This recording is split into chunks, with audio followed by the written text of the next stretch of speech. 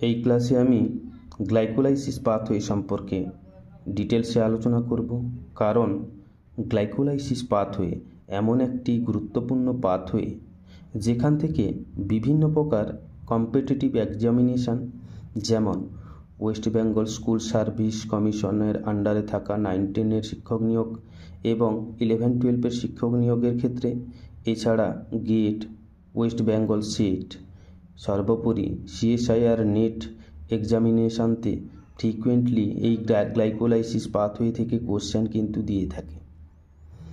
এই glycolysis pathway আলোচনাকালীন আমি কিছু প্রিভিয়াস ইয়ার্স কোশ্চেন্স এবং তার কুইক সলভেশন প্রসেস, এছাড়াও গ্লাইকোলাইসিস প্রসেস শেষ হওয়ার পর আমি প্রিভিয়াস ইয়ার কোশ্চেন এবং তার সলভেশন প্রসেস এবং শর্ট নোটস কীভাবে তৈরি করতে হয় তা নিয়ে আলোচনা করব। তাই আজকের এই ক্লাস শুরু করা যাক। প্রথমে গ্লাইকোলাইসিস, আমরা সবাই জানি গ্লাইকোলাইসিস টার্মটি এক প্রকার গ্রিক ওয়ার্ড থেকে এসছে, যার অর্থ গ্লাইকিস বলতে সুইট অর্থাৎ সুগারকে বোঝানো হয়েছে, এবং লাইসিস মানে হচ্ছে এই সুগারের ব্রেকডাউন অর্থাৎ ভেঙে যাওয়াকে বোঝানো হয়েছে। এখানে সুইট অর্থাৎ সুগার, যে সুগারের ভেতর আমি গ্লুকোজকে নিচ্ছি এবং এই গ্লুকোজের লাইসিস অর্থাৎ ভেঙে যাওয়াকে এখানে গ্লাইকোলাইসিস হিসাবে উপস্থাপন করছি। গ্লাইকোলাইসিস পাথওয়ে যাওয়ার আগে আমাদের রেসপিরেটরি সাবস্ট্রেট সম্পর্কে জানতে হবে, অর্থাৎ রেসপিরেটরি সাবস্ট্রেট বলতে কোষীয় শ্বসন বস্তু। এই কোষীয় শ্বসন বস্তু হতে পারে কার্বোহাইড্রেট, প্রোটিন, লিপিড অথবা অর্গানিক কোনো মলিকিউল। এরা সাধারণত প্রোক্যারিওটিক বা ইউক্যারিওটিক সেলের সাইটোসলে প্রবেশ করার পর এদের কী ঘটে? অক্সিডেশন ঘটে। এই অক্সিডেশনের ফলে যে এনার্জি তৈরি হয়, এই এনার্জিকে কাজে লাগিয়ে সেল তার cellular movement, cell growth, cell division এবং সেলুলার মেটাবলিক অ্যাক্টিভিটিগুলো কিন্তু সম্পন্ন করে থাকে।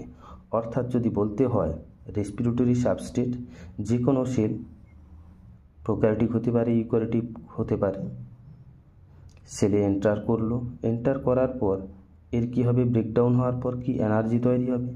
এই এনার্জিকে সেল ব্যবহার করে তাহলে কি সেল তার সেল ডিভিশন করতে পারছে, অথবা সেল এলঙ্গেশন করতে পারে বা গ্রোথ সম্পন্ন করতে পারে। এছাড়াও এই সেল এই এনার্জিকে কাজে লাগিয়ে বিভিন্ন প্রকার সেলুলার অ্যাক্টিভিটিগুলো করে থাকে। এখানে আমি রেসপিরেটরি সাবস্ট্রেট হিসাবে কার্বোহাইড্রেট, প্রোটিন, লিপিড এবং অর্গানিক মলিকিউলকে উপস্থাপন করেছি। তাদের মধ্যে কার্বোহাইড্রেটের মধ্যে আমি গ্লুকোজকে এখানে রেসপিরেটরি সাবস্ট্রেট হিসাবে নিচ্ছি, এবং এই গ্লুকোজ প্রোক্যারিওটিক অথবা ইউক্যারিওটিক যে কোনো সেলের সাইটোসলে যখন প্রবেশ করে তার কি ঘটে? অক্সিডেশন ঘটে। এই অক্সিডেশন ঘটার ফলে কিছু এনার্জি তৈরি হয়। এই এনার্জি এটিপি রূপে এবং কিছু এনার্জি হিট রূপে কিন্তু বেরিয়ে যায়। এই এনার্জিকে সেল ব্যবহার করে তার সেল গ্রোথ, সেল ডিভিশন এবং cell movement, ultimately cellular metabolic প্রসেসগুলো কিন্তু সম্পন্ন করে থাকে। গ্লুকোজ যদি সেলে প্রবেশ করে তাহলে যে গ্লুকোজের শুধুমাত্র যে গ্লাইকোলাইসিস হবে সেই রকম কোনো কথা নেই। গ্লুকোজ সেলের ভেতর এন্টার করলে বিভিন্ন প্রকার পাথওয়েতে যেতে পারে। যেমন যদি গ্লুকোজ সেলের এন্টার করে তাহলে গ্লুকোজ স্ট্রাকচারাল পলিমার হিসাবে এক্সট্রা সেলুলার ম্যাট্রিক্স গঠন করতে পারে, অথবা সেল ওয়াল পলিস্যাকারাইড গঠন করতে পারে। নাম্বার 2, গ্লুকোজ সেলে গ্লাইকোজেন অথবা স্টার্চ এবং সুক্রোজ রূপে সঞ্চিত হতে পারে। নাম্বার 3, গ্লুকোজের অক্সিডেশন যদি পেন্টোজ ফসফেট পাথওয়ের মাধ্যমে হয়ে থাকে তাহলে গ্লুকোজ থেকে রাইবোজ 5 ফসফেট তৈরি হতে পারে। আর গ্লুকোজের অক্সিডেশন যদি গ্লাইকোলাইসিস পাথওয়ের মাধ্যমে হয়ে থাকে তাহলে গ্লুকোজ থেকে পাইরুভেট তৈরি হয়। এই পাইরুভেটের ফেট আমি গ্লাইকোলাইসিস প্রসেস শেষ হওয়ার পর যখন পাইরুভেট উৎপন্ন হবে, তারপর এই পাইরুভেট থেকে কিভাবে অন্য মলিকিউল বা কম্পাউন্ডগুলো তৈরি হয় এবং তারা কী কাজ করে সেইখানে আমি উপস্থাপন করব। নেক্সট আমি আসছি অক্সিডেশন অফ রেসপিরেটরি সাবস্ট্রেট। এখানে রেসপিরেটরি সাবস্ট্রেট হিসাবে আমি সাধারণত গ্লুকোজকে নিচ্ছি।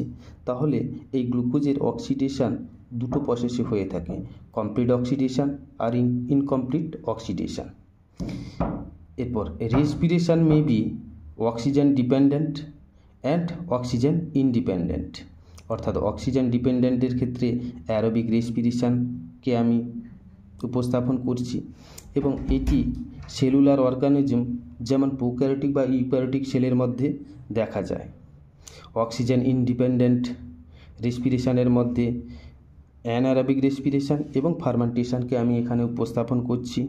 অ্যানারোবিক রেসপিরেশনের ক্ষেত্রে সাধারণত এটি অধিকাংশ প্রোক্যারিওটিকের ক্ষেত্রে দেখা যায়, আর ফার্মেন্টেশন ইস্টের ক্ষেত্রে এবং কিছু প্রোক্যারিওটিকের ক্ষেত্রে দেখা যায়। গ্লুকোজ সেলের সাইটোসলে প্রবেশ করার পর এই সাইটোসলে গ্লাইকোলাইসিসের 10টি সাকসেসিভ স্টেপ যদি কমপ্লিট করে তাহলে 2 অণু পাইরুভেট উৎপন্ন হয়। অর্থাৎ গ্লুকোজ সেলের সাইটোসলে এন্টার করার পর গ্লাইকোলাইসিসের 10টি সাকসেসিভ স্টেপের ভেতর একটি স্টেপ যেখানে গ্লুকোজের অক্সিডেশন ঘটে এবং এই অক্সিডেশন ঘটার সময় 2 অণু NAD+ 2 অণু NADH-তে রূপান্তরিত হয়। এখন তাহলে আমরা দেখছি যে 1 অণু গ্লুকোজ থেকে 2 অণু পাইরুভেট উৎপন্ন হয়েছে। এই পাইরুভেটের কার্বন সংখ্যা 3টি, অর্থাৎ 2 অণু উৎপন্ন হয়েছে, তার মানে 6টি কার্বন কম্পাউন্ড। গ্লুকোজে যে 6টি কার্বন কম্পাউন্ড ছিল সেটা পাইরুভেটে 6 কার্বন কম্পাউন্ডে এসছে। এরপর এই পাইরুভেট অ্যানারোবিক কন্ডিশনে অর্থাৎ O2 অ্যাবসেন্ট কন্ডিশনে 2 অণু ইথানল এবং 2 অণু কার্বন ডাইঅক্সাইডে পরিণত হয়। যখন অ্যানারোবিক কন্ডিশনে 2 অণু পাইরুভেট 2 অণু ইথানল এবং 2 অণু কার্বন ডাইঅক্সাইডে পরিণত হচ্ছে, সেই সময় NADH NAD+-এ রূপান্তরিত হচ্ছে। এই ঘটনাটি ইস্টের ক্ষেত্রে ফার্মেন্টেশন অর্থাৎ অ্যালকোহল উৎপাদনের ক্ষেত্রে আমরা দেখতে পাই। এই পাইরুভেট যদি অ্যারোবিক কন্ডিশন বা O2 প্রেজেন্ট কন্ডিশনে থেকে থাকে তাহলে এই পাইরুভেট 2 কার্বন কম্পাউন্ড যুক্ত 2 অণু অ্যাসিটাইল কোএনজাইমতে পরিণত হয় এবং এক্ষেত্রে 2 অণু কার্বন ডাইঅক্সাইড এবং 2 অণু জল কিন্তু বেরিয়ে যায়। এই অ্যাসিটাইল কোএ অর্থাৎ অ্যাসিটাইল কোএনজাইম A পরে মাইটোকন্ড্রিয়ার ম্যাট্রিক্সে প্রবেশ করে এবং মাইটোকন্ড্রিয়ার ম্যাট্রিক্সে প্রবেশ করার পর সাইট্রিক অ্যাসিড সাইকেল কমপ্লিট করে এবং এই সাইট্রিক অ্যাসিড সাইকেল কমপ্লিট করার পর যে ATP উৎপন্ন হয় এবং কিছু NADH উৎপন্ন হয় এবং গ্লাইকোলাইসিসেও NADH উৎপন্ন হয়। এই NADH তারপর ইলেকট্রন ট্রান্সপোর্ট চেইন অর্থাৎ অক্সিডেটিভ ফসফোরাইলেশনে পার্টিসিপেট করে এবং NADH থেকে NAD+ উৎপন্ন হয় এবং এই সাইট্রিক অ্যাসিড সাইকেল কমপ্লিট হওয়ার পর 2 অণু অ্যাসিটাইল কোএনজাইম A থেকে 4 অণু কার্বন ডাইঅক্সাইড এবং 4 অণু জল উৎপন্ন হয়। এই ঘটনাটি সাধারণত কিছু অ্যানিম্যাল সেল এবং কিছু প্ল্যান্ট সেল এবং কিছু মাইক্রোবিয়াল সেলস যারা অ্যারোবিক কন্ডিশনে থাকে। এরপর আমরা 3 নম্বর কন্ডিশনটা দেখব, যেক্ষেত্রে 2 অণু পাইরুভেট 2 অণু ল্যাকটেটে পরিণত হচ্ছে। এই 2 অণু পাইরুভেট যখন 2 অণু ল্যাকটেটে পরিণত হয় এটা কোন কন্ডিশনে হয়ে থাকে? অ্যানারোবিক কন্ডিশন বা O2 ডেফিসিয়েন্ট কন্ডিশনে হয়ে থাকে।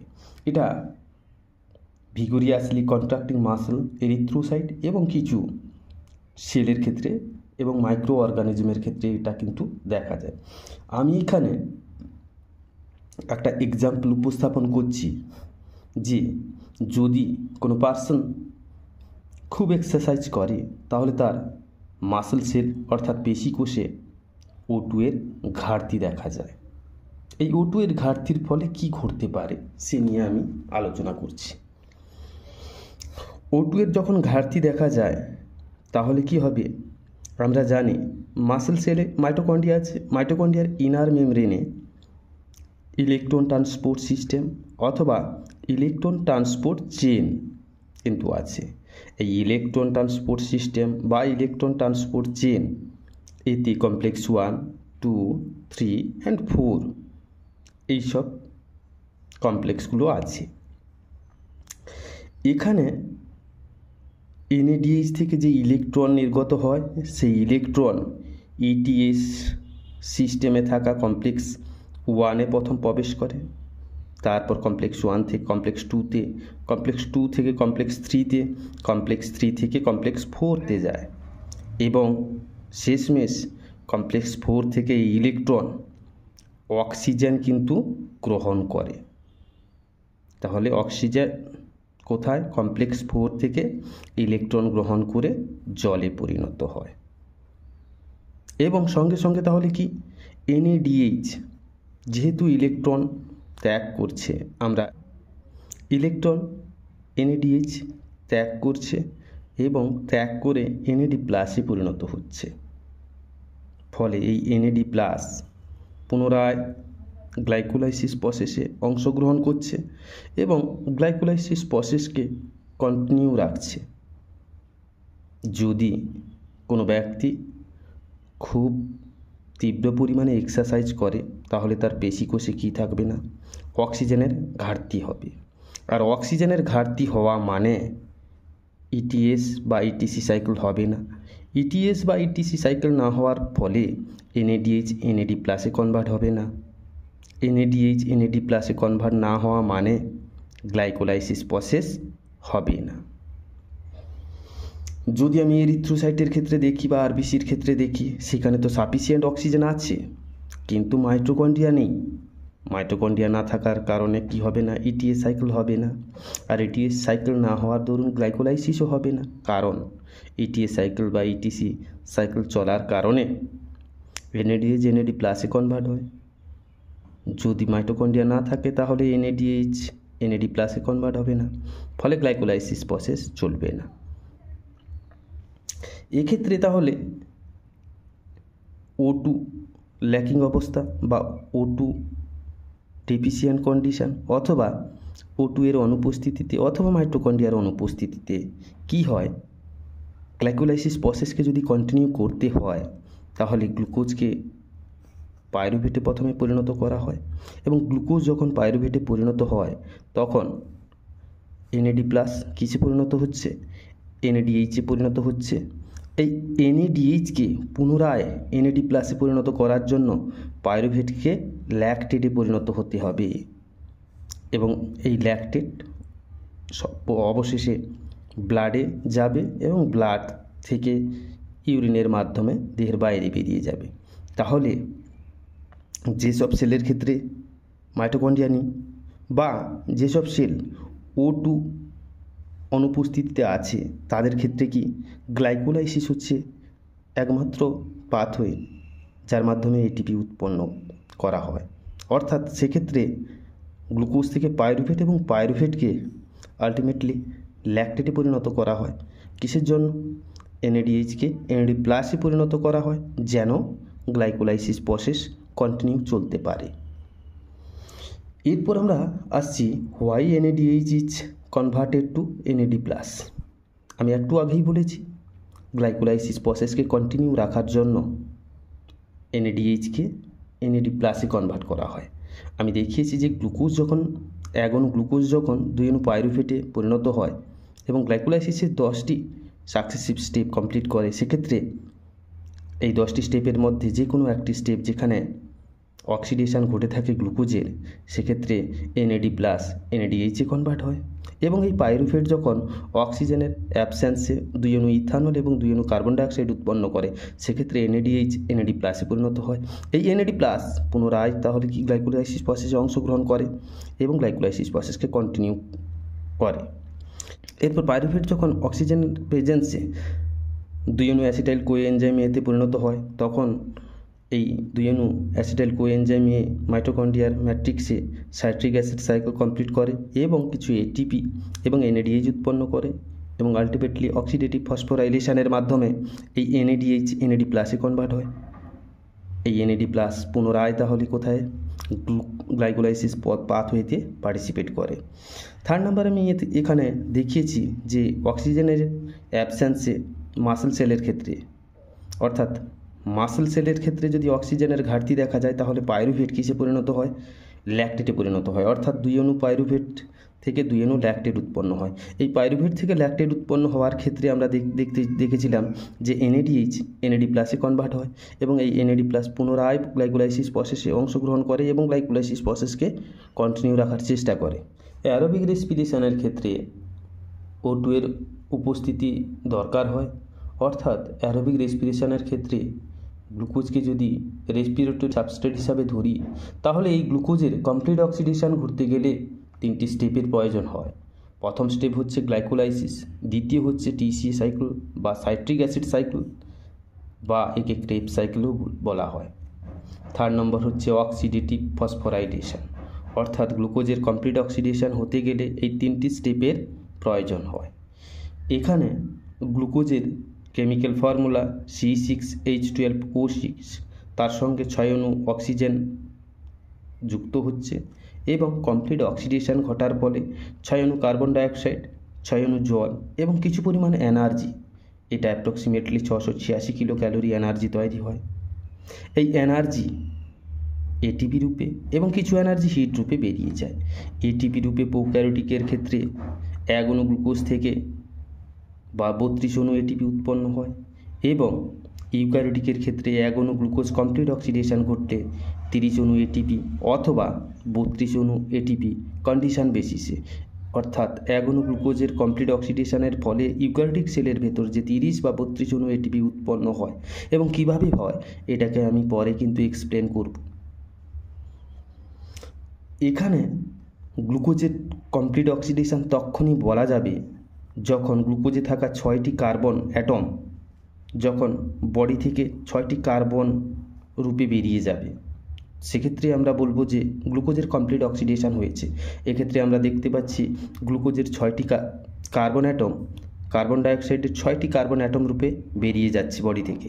তাহলে এক্ষেত্রে আমরা বলবো গ্লুকোজের কমপ্লিট অক্সিডেশন ঘটেছে এবং এই কমপ্লিট অক্সিডেশনের ফলে 1 অণু গ্লুকোজ থেকে 686 কিলো ক্যালোরি তাপশক্তি উৎপন্ন হয়েছে। অর্থাৎ বলতে গেলে ATP molecule synthesis depend on prokaryotic or eukaryotic cells, অর্থাৎ প্রোক্যারিওটিক এবং ইউক্যারিওটিক সেলের ওপর ভিত্তি করে কিন্তু ATP মলিকিউলের সিনথেসিস হয়। আমরা জানি 1 mole of glucose means 180 gram glucose কত তাপশক্তি উৎপন্ন করছে, 686 কিলো ক্যালোরি তাপশক্তি উৎপন্ন করছে। তাহলে 1 গ্রাম অফ গ্লুকোজ কত তাপশক্তি উৎপন্ন করছে, 686/180। আর যদি বলি 2 মোলস অর 360 গ্রাম গ্লুকোজ কত তাপশক্তি উৎপন্ন করবে, তাহলে আলটিমেটলি আসছে 1372 কিলো ক্যালোরি তাপশক্তি উৎপন্ন করবে। আমি এখানে একটা টেবিলের মাধ্যমে উপস্থাপন করেছি যে অ্যারোবিক রেসপিরেশনের কোথায় কোথায় হয়ে থাকে অ্যারোবিক রেসপিরেশন, অর্থাৎ প্রোক্যারিওটিক এবং ইউক্যারিওটিক সেলের কোথায় কোথায় অ্যারোবিক রেসপিরেশন ঘটে থাকে। অ্যারোবিক রেসপিরেশন বলতে গেলে আমি একটু আগেই আলোচনা করেছি যে অ্যারোবিক রেসপিরেশন মিনস হচ্ছে O2 এর উপস্থিতিতে গ্লুকোজের কমপ্লিট অক্সিডেশনকে যদি ধরে থাকি তাহলে গ্লুকোজের কমপ্লিট অক্সিডেশন হতে গেলে 3টা স্টেপের প্রয়োজন হয়, যেটা হচ্ছে ফার্স্ট স্টেপ হচ্ছে গ্লাইকোলাইসিস, সেকেন্ড হচ্ছে সাইট্রিক অ্যাসিড সাইকেল, থার্ড হচ্ছে অক্সিডেটিভ ফসফোরাইলেশন। অর্থাৎ গ্লাইকোলাইসিস প্রসেসটি অ্যারোবিক রেসপিরেশনের ক্ষেত্রে প্রোক্যারিওটিক সেলের ক্ষেত্রে সাধারণত সাইটোসোলে হয়ে থাকে, ইউক্যারিওটিক সেলের ক্ষেত্রে সাধারণত সাইটোসোলে হয়ে থাকে। কিন্তু সাইট্রিক অ্যাসিড সাইকেল বা TCA সাইকেল বা এটাকে ক্রেবস সাইকেল, এটা প্রোক্যারিওটিকের ক্ষেত্রে সাইটোসোলে হয়ে থাকে এবং ইউক্যারিওটিকের ক্ষেত্রে মাইটোকন্ড্রিয়ার ম্যাট্রিক্সে কিন্তু হয়ে থাকে। আর অক্সিডেটিভ ফসফোরাইলেশন প্রোক্যারিওটিকের ক্ষেত্রে প্লাজমা মেমব্রেনতে হয়ে থাকে, যেহেতু প্রোক্যারিওটিকের ক্ষেত্রে মাইটোকন্ড্রিয়া অ্যাবসেন্ট। আর ইউক্যারিওটিকের ক্ষেত্রে ইনার মাইটোকন্ড্রিয়াল মেমব্রেনে কিন্তু অক্সিডেটিভ ফসফোরাইলেশন হয়ে থাকে। কিছু খুব প্রিভিয়াস ইয়ার কোশ্চেন এখানে আমি আলোচনা করছি যেটা খুবই হেল্পফুল হবে। প্রথম কোশ্চেনটা CSIR নেট ডিসেম্বর 2012-তে পড়েছে। কোশ্চেনটা হচ্ছে in cellular respiration which of the following processes ochre only inside mitochondria not in cytoplasm. Inside mitochondria বলতে সেলটিকে বোঝানো হচ্ছে যে ইউক্যারিওটিক সেল, অর্থাৎ কেবলমাত্র মাইটোকন্ড্রিয়ার ইনসাইডে ঘটে থাকবে, কিন্তু সাইটোসলে হবে না। তাই আমরা ফার্স্ট অপশান, যেহেতু মাইটোকন্ড্রিয়ার ইনসাইডে গ্লাইকোলাইসিস হয় না, তাই এটা ক্রস হবে। পেন্টোজ ফসফেট পাথওয়ে সাইটোসলে হয়, মাইটোকন্ড্রিয়ায় হয় না, এটাও তাহলে ক্রস হবে। অপশান এ তাহলে ভুল। Option B, glycolysis inside mitochondria হয় না, সাইট্রিক অ্যাসিড সাইকেল মাইটোকন্ড্রিয়ার ভেতরে হয়। যেহেতু গ্লাইকোলাইসিস ইনসাইড মাইটোকন্ড্রিয়া হয় না, তাই অপশান বি ও wrong. Option C, the citric acid cycle inside mitochondria হয়। অক্সিডেটিভ ফসফোরাইলেশন ইনসাইড মাইটোকন্ড্রিয়াও হয়, তাই অপশান সি হচ্ছে রাইট অপশান। তবুও অপশান ডিটাকে আমরা দেখে নিই। গ্লাইকোলাইসিস ইনসাইড মাইটোকন্ড্রিয়া হয় না, but oxidative phosphorylation inside mitochondria হয়। যেহেতু গ্লাইকোলাইসিস হয় না, তাই অপশান ডিও রং। নেক্সট কোশ্চেন, যেটা CSIR নেট জুন 2003-এ পড়েছে। কোশ্চেনটা বলতে চাচ্ছে, when yeast produced ethanol from glucose, অর্থাৎ গ্লুকোজ থেকে যখন ইস্ট ইথানল তৈরি করে, সেক্ষেত্রে অ্যাসিডালডিহাইড ইথানল উৎপন্ন করে ডাইরেক্টলি কি পাওয়ার জন্য বলেছে। আমরা কিছুক্ষণ আগে আলোচনা করেছিলাম যে অ্যাসিডালডিহাইড ডাইরেক্টলি ইথানল তখনই উৎপন্ন করবে যখনই NADH-কে NAD+ কনভার্ট হবে, অর্থাৎ NAD+কে রিজেনারেট করার জন্য। আমি যদি বিক্রিয়াটা তাহলে লিখি, গ্লুকোজ কিসে পরিণত হচ্ছে? পাইরুভেটে পরিণত হচ্ছে।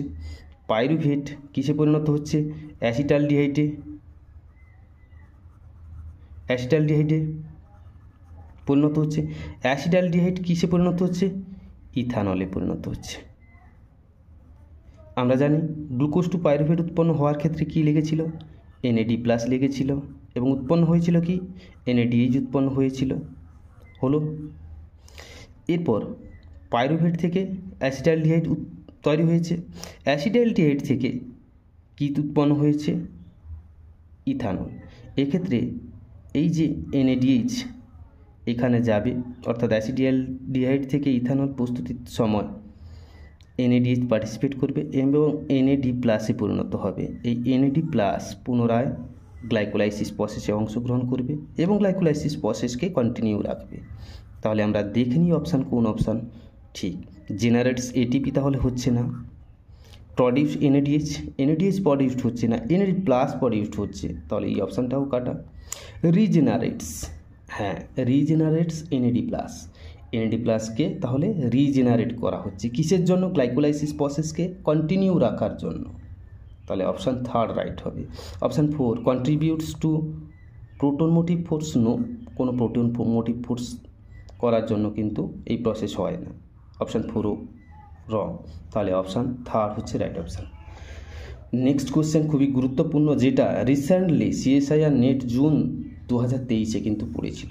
কোশ্চেনটা কিন্তু খুব গুরুত্বপূর্ণ একটা কোশ্চেন, যেখানে বলা হয়েছে in yeast under anaerobic conditions pyruvate is fermented to ethanol through 2 step. অর্থাৎ গ্লুকোজ থেকে যখন পাইরুভেট থেকে যখন ইথানল উৎপন্ন হয়, 2টো স্টেপের মাধ্যমে হয়ে থাকে। প্রথম হচ্ছে decarboxylation of pyruvate to acetaldehyde and NADH mediated reaction of acetaldehyde to ethanol. অর্থাৎ এখানে বলেছে যে, আমি জাস্ট এখানে দেখাচ্ছি, গ্লুকোজ থেকে পাইরুভেট এবং পাইরুভেট থেকে অ্যাসিডালডিহাইড থেকে ইথানল। তাহলে আমরা দেখতে পাচ্ছি পাইরুভেট থেকে অ্যাসিটালডিহাইড 1 নম্বর স্টেপ, অ্যাসিটালডিহাইড থেকে ইথানল 2 নম্বর স্টেপ। এই 2 নম্বর স্টেপের ক্ষেত্রে প্রথম স্টেপে হচ্ছে ডিকার্বক্সিলেশন, কার্বন ডাইঅক্সাইড বাইরে বেরিয়ে যাচ্ছে। দ্বিতীয় স্টেপের ক্ষেত্রে আমরা দেখতে পাচ্ছি NADH পার্টিসিপেট করছে এবং NAD+ উৎপন্ন হচ্ছে অ্যাসিডালডিহাইড থেকে ইথানল প্রস্তুতি করার সময়। তৃতীয়ত বলেছে the mammalian liver also express alcohol dehydrogenase. অর্থাৎ ম্যামালিয়ান লিভার কি করে? অ্যালকোহল ডিহাইড্রোজিনেজ নামক এনজাইম কিন্তু এক্সপ্রেস করে। এই লিভার ADH মিনস এখানে বলা হয়েছে লিভার অ্যালকোহল ডিহাইড্রোজিনেজ এনজাইমকে বলা হয়েছে। তারপরে আমরা দেখছি যে from the options given below, অর্থাৎ নিচে 4টা অপশান দেওয়া আছে, choose the one that best explain the physiological significance of L অর্থাৎ liver alcohol dehydrogenase in the absence of fermentation in liver, অর্থাৎ এক্ষেত্রে কি লিভারে কিন্তু কোনো প্রকার ফার্মেন্টেশন হবে না। আর আমরা জানি ফার্মেন্টেশন হলেই ইথানল এবং কার্বন ডাইঅক্সাইড উৎপন্ন হয়। যেহেতু লিভারে কোনো প্রকার ফার্মেন্টেশন হবে না, কিন্তু এখানে বলেছে অ্যানারোবিক কন্ডিশনে ইস্টের ক্ষেত্রে এই অপশান দিয়েছে এবং লিভারের ক্ষেত্রে লিভার অ্যালকোহল ডিহাইড্রোজিনেজের কিছু কথা দিয়েছে এবং কি কি অপশান দিয়েছে আমরা দেখে নিব। প্রথম অপশানে দিয়েছে the direction of L alcohol dehydrogenase reaction varies with the relative concentration of acetaldehyde and ethanol, অর্থাৎ গ্লুকোজ থেকে পাইরুভেট, পাইরুভেট থেকে অ্যাসিটালডিহাইড, অ্যাসিটালডিহাইড থেকে কি হচ্ছে ইথানল। এই অ্যাসিটালডিহাইড থেকে ইথানল তৈরি হওয়া এটা কনসেন্ট্রেশন উপর নির্ভর করে, অর্থাৎ অ্যাসিটালডিহাইডের যদি কনসেন্ট্রেশন বাড়ে তাহলে ইথানল হবে এবং ইথানলের যদি কনসেন্ট্রেশন বাড়ে অ্যাসিটালডিহাইডে পরিণত হবে। এক্ষেত্রে আমরা দেখেছিলাম যে NADH NAD প্লাসে পরিণত হয়েছে, অর্থাৎ যদি অ্যাসিটালডিহাইড ইথানলে যায় তাহলে NADH NAD প্লাসে পরিণত হবে, আর ইথানলের যদি কনসেন্ট্রেশন বাড়ে তাহলে ইথানল অ্যাসিটালডিহাইডে পরিণত হওয়ার সময় NAD প্লাস NADH-এ কনভার্ট হবে। এখানে 3 নম্বর স্টেপে যেটা বলেছে, in addition the enzyme metabolized the alcohol produced by intestinal microflora anaerobically, অর্থাৎ আমাদের যে ইন্টেস্টাইন আছে সেখানে কিছু মাইক্রোফ্লোরা অর্থাৎ কিছু মাইক্রো অর্গানিজম বাস করে, তারা অ্যানারোবিক্যালি তাহলে কি উৎপন্ন করে, অ্যালকোহল উৎপন্ন করে। তাহলে এই অ্যালকোহলটা উৎপন্ন করার পর কি হয়, ইন্টেস্টাইনের থেকে ব্লাডে যায়, অর্থাৎ ইন্টেস্টাইনে কিছু মাইক্রোফ্লোরা অ্যানারোবিক্যালি বাস করে। আর আমরা জানি মাইক্রোফ্লোরা মিনস হচ্ছে মাইক্রো অর্গানিজম যদি অ্যানারোবিক্যালি কন্ডিশনে থাকে তাহলে গ্লুকোজকে ইউটিলাইজ করে সে কী করবে, ইথানল উৎপন্ন করবে। ইথানল এক প্রকার অ্যালকোহল। এই ইথানলটা তারপর কি ইন্টেস্টাইন অ্যাবজর্ব করবে এবং ব্লাডে পাঠাবে। ব্লাড সার্কুলেশন হওয়ার পর তাহলে এই ইথানলটা কোথায় যাবে, লিভারে যাবে। লিভারে যাওয়ার পর লিভারে কি আছে, তাহলে লিভার অ্যালকোহল ডিহাইড্রোজিনেজ এনজাইম আছে। এই লিভার অ্যালকোহল ডিহাইড্রোজিনেজ এনজাইম তখন কি করবে, তার মেটাবোলাইজড করবে, অর্থাৎ ইথানলের মেটাবোলাইজড করবে। আমি দেখিয়েছি যে ইথানলের মেটাবোলাইজড করার ক্ষেত্রে কিভাবে মেটাবোলাইজড করে।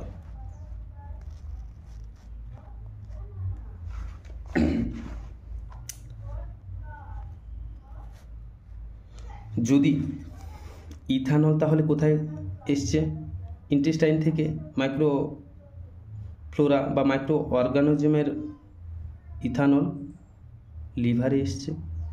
লিভারে ইথানলের কনসেন্ট্রেশন যদি বেড়ে থাকে তাহলে এই ইথানল অ্যাসিটালডিহাইডে কনভার্ট হবে। অ্যাসিটালডিহাইডে কনভার্ট হওয়ার সময় NAD প্লাসকে কিসে পরিণত করবে, NADH প্লাস H প্লাসে পরিণত করবে। কিন্তু এই যে অ্যাসিটালডিহাইড এটা কিন্তু খুব টক্সিক, এটা কিন্তু খুব টক্সিক। এই ঘটনাটি ঘটে থাকছে সেলের সাইটোসলে ঘটে থাকছে, অর্থাৎ ইথানল টু অ্যাসিটালডিহাইড উৎপন্ন হওয়া সেলের সাইটোসলে ঘটে থাকে। এরপর এই অ্যাসিটালডিহাইড কোথায় প্রবেশ করবে, মাইটোকন্ড্রিয়ায় প্রবেশ করবে। মাইটোকন্ড্রিয়ায় প্রবেশ করার পর NAD প্লাসকে ব্যবহার করে NADH উৎপন্ন করবে। এক্ষেত্রে অ্যাসিটালডিহাইড ডিহাইড্রোজিনেজ এনজাইম কাজ করবে। অ্যাসিটালডিহাইড ডিহাইড্রোজিনেজ এনজাইম কাজ করার পর অ্যাসিটালডিহাইডকে কিসে কনভার্ট করিয়ে দিবে, অ্যাসিডেটে কনভার্ট করিয়ে দিবে। আর মিনস হচ্ছে অ্যাসিটিক অ্যাসিডে কনভার্ট করিয়ে দিবে। এই অ্যাসিটিক অ্যাসিড হয় মাসলে যেতে পারে, নতুবা এই অ্যাসিটিক অ্যাসিড ব্লাডে আসতে পারে এবং ইউরিনের মাধ্যমে বডির বাইরে বেরিয়ে যায়। যদি মাসলে চলে যায় এই অ্যাসিটিক অ্যাসিড বা অ্যাসিটেট, তাহলে সেখানে অ্যাসিটাইল কোয়ে উৎপন্ন হবে, কোএনজাইমে। এই অ্যাসিটাইল কোএনজাইম সাইট্রিক অ্যাসিড সাইকেলে প্রবেশ করবে এবং কার্বন ডাইঅক্সাইড এবং জল উৎপন্ন করবে। তাহলে আলটিমেটলি দেখতে গেলে এখানে বলা হয়েছে যে ইন্টেস্টাইনতে মাইক্রোফ্লোরা অর্থাৎ মাইক্রো অর্গানিজম অ্যানারোবিক কন্ডিশনে কি তৈরি করবে? ইথানল, মিনস হচ্ছে অ্যালকোহল তৈরি করবে। এই অ্যালকোহল বা ইথানল ব্লাডে যাবে, ব্লাড থেকে কোথায় যাবে? লিভারে যাবে। লিভারে যে লিভার অ্যালকোহল ডিহাইড্রোজিনেজ এনজাইম আছে সেটাকে কি সে পরিণত করবে? অ্যালডিহাইডে পরিণত করবে, এবং এই অ্যালডিহাইড ফার্দার কনভার্ট হবে কোথায়? অ্যাসিটিক অ্যাসিডে কনভার্ট হবে। এই অ্যাসিটিক অ্যাসিড হয় ব্লাডে যেতে পারে, নতুবা মাসল সেলে থাকা সাইট্রিক অ্যাসিড সাইকেল কমপ্লিট করে কার্বন ডাইঅক্সাইড এবং জল উৎপন্ন করতে পারবে। তাহলে এই অপশানটা কারেক্ট। পরের অপশানগুলো আমি দেখে নিচ্ছি। পরের অপশান বলছে 2 নম্বর option, NAD+ produced by liver alcohol dehydrogenase drives glycolysis in the liver। এখানে NAD+ ডাইরেক্টলি কিন্তু গ্লাইকোলাইসিসকে ড্রাইভস করে না, তাহলে অপশান 2 হচ্ছে wrong. 3rd number option, mammalian liver alcohol dehydrogenate converts pyruvate to lactate, pyruvate to lactate convert করে না, এই অপশান ভুল। 4th নাম্বার হচ্ছে, mammalian liver alcohol dehydrogenase has non metabolic moonlighting function. Moonlighting function এক্ষেত্রে আমি বলতে গেলে একটা এনজাইম একটি কাজ করতে পারে বা একের বেশিও ফাংশান প্লে করতে পারে। যেহেতু লিভার অ্যালকোহল ডিহাইড্রোজিনেজ নন মেটাবলিক কিন্তু কখনো হবে না, মেটাবোলাইজ করছে কাকে? ইথানলকে মেটাবোলাইজ করছে, তাই অপশান 4 হবে রং। তাহলে এই ক্ষেত্রে আমরা ফার্স্ট অপশান রাইট বলে মানব। কেন? Direction of L alcohol dehydrogenase reaction varies with the relative concentration of acetaldehyde and ethanol। অর্থাৎ ইথানল বাড়লে অ্যাসিটালডিহাইডে কনভার্ট হবে, আবার অ্যাসিটালডিহাইডের কনসেন্ট্রেশন যদি বাড়ে সেটা আবার ইথানলে পরিণত হবে।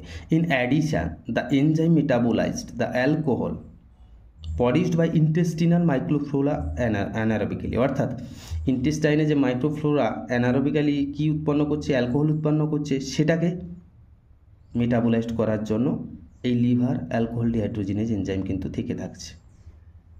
ক্লিয়ার? পরের কোশ্চেন, যেটা CSIR নেট ডিসেম্বর 2007-এ কিন্তু পড়েছিল, এখানে বলছে in submerged root of mangrove plants, অর্থাৎ লবণাক্ত মৃত্তিকায় যেসব প্ল্যান্ট জন্মায় তাদের ম্যানগ্রোভ প্ল্যান্ট বলছে। এই ম্যানগ্রোভ প্ল্যান্টের ক্ষেত্রে সাবমার্জ রুট বলতে জলের নিচে যে মূল থাকে তার কথা বলা হয়েছে। দ্য রিসাইক্লিং অফ NAD+ এর recycling produces during glucose oxidation is carried out by, অর্থাৎ সাবমার্জড রুলের ক্ষেত্রে সাবমার্জড রুট মানে জলের নিচে থাকা মূল। এই সাবমার্জড রুট যখন সয়েলে থাকছে তাহলে সয়েলে কি O2 কিন্তু থাকছে না, যেহেতু জল ভর্তি, তাই সয়েলে O2 থাকছে না, অর্থাৎ O2 lacking condition. O2 lacking কন্ডিশানে কি হবে? রুট কি হবে? ফার্মেন্টেশন করবে। রুট কি করবে? ফার্মেন্টেশন করবে। এই ফার্মেন্টেশনের ফলে তাহলে কি উৎপন্ন হবে? ইথানল উৎপন্ন হবে। ইথানল উৎপন্ন হবে কেন? অর্থাৎ ফার্মেন্টেশন প্রসেসে আমরা জানি কি হবে, গ্লুকোজ থেকে কি হবে? পাইরুভেট হবে। পাইরুভেট থেকে কি হবে? অ্যাসিটালডিহাইড হবে। অ্যাসিটালডিহাইড থেকে কি হবে? ইথানল হবে। হয়েছে? এই ইথানল অ্যাসিটালডিহাইড থেকে ইথানল তৈরি হওয়ার ক্ষেত্রে NAD+ পরিণত হবে।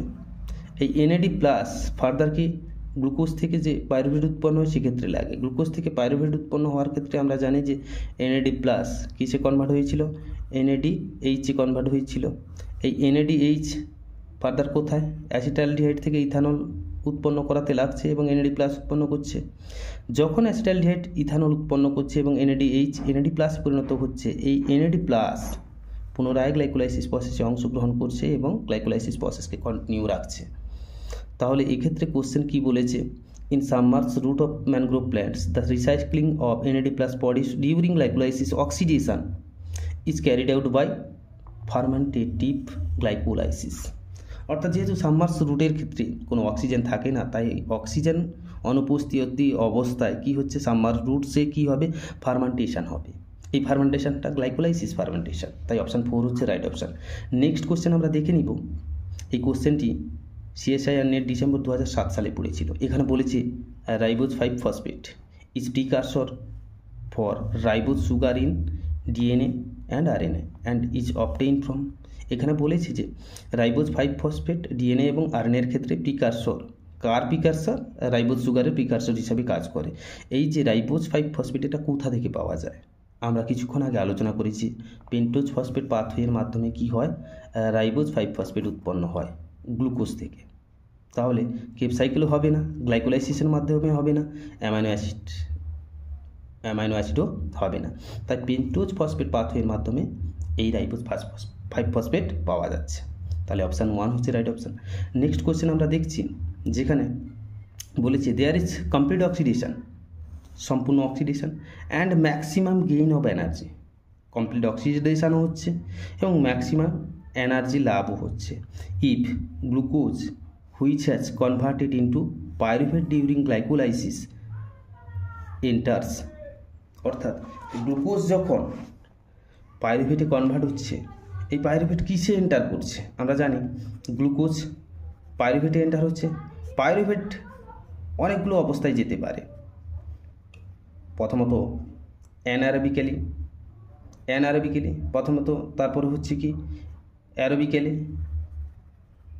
অর্থাৎ আর তৃতীয়ত অ্যানারবিকও হতে পারে। অ্যানারবিকে দুটো জিনিস আছে, একটা হচ্ছে ফার্মেন্টেশন আছে, আর একটা হচ্ছে কি ওটু ল্যাকিং অবস্থা আছে। আর অ্যারোবিক্যালি হচ্ছে কি অক্সিজেনের উপস্থিতি ঘটে। অক্সিজেনের উপস্থিতিতে গ্লুকোজ যখন পাইরুভেটে রূপান্তরিত হয়, এই পাইরুভেট ফার্দার অক্সিডাইজড হয়ে কিসে পরিণত হয়?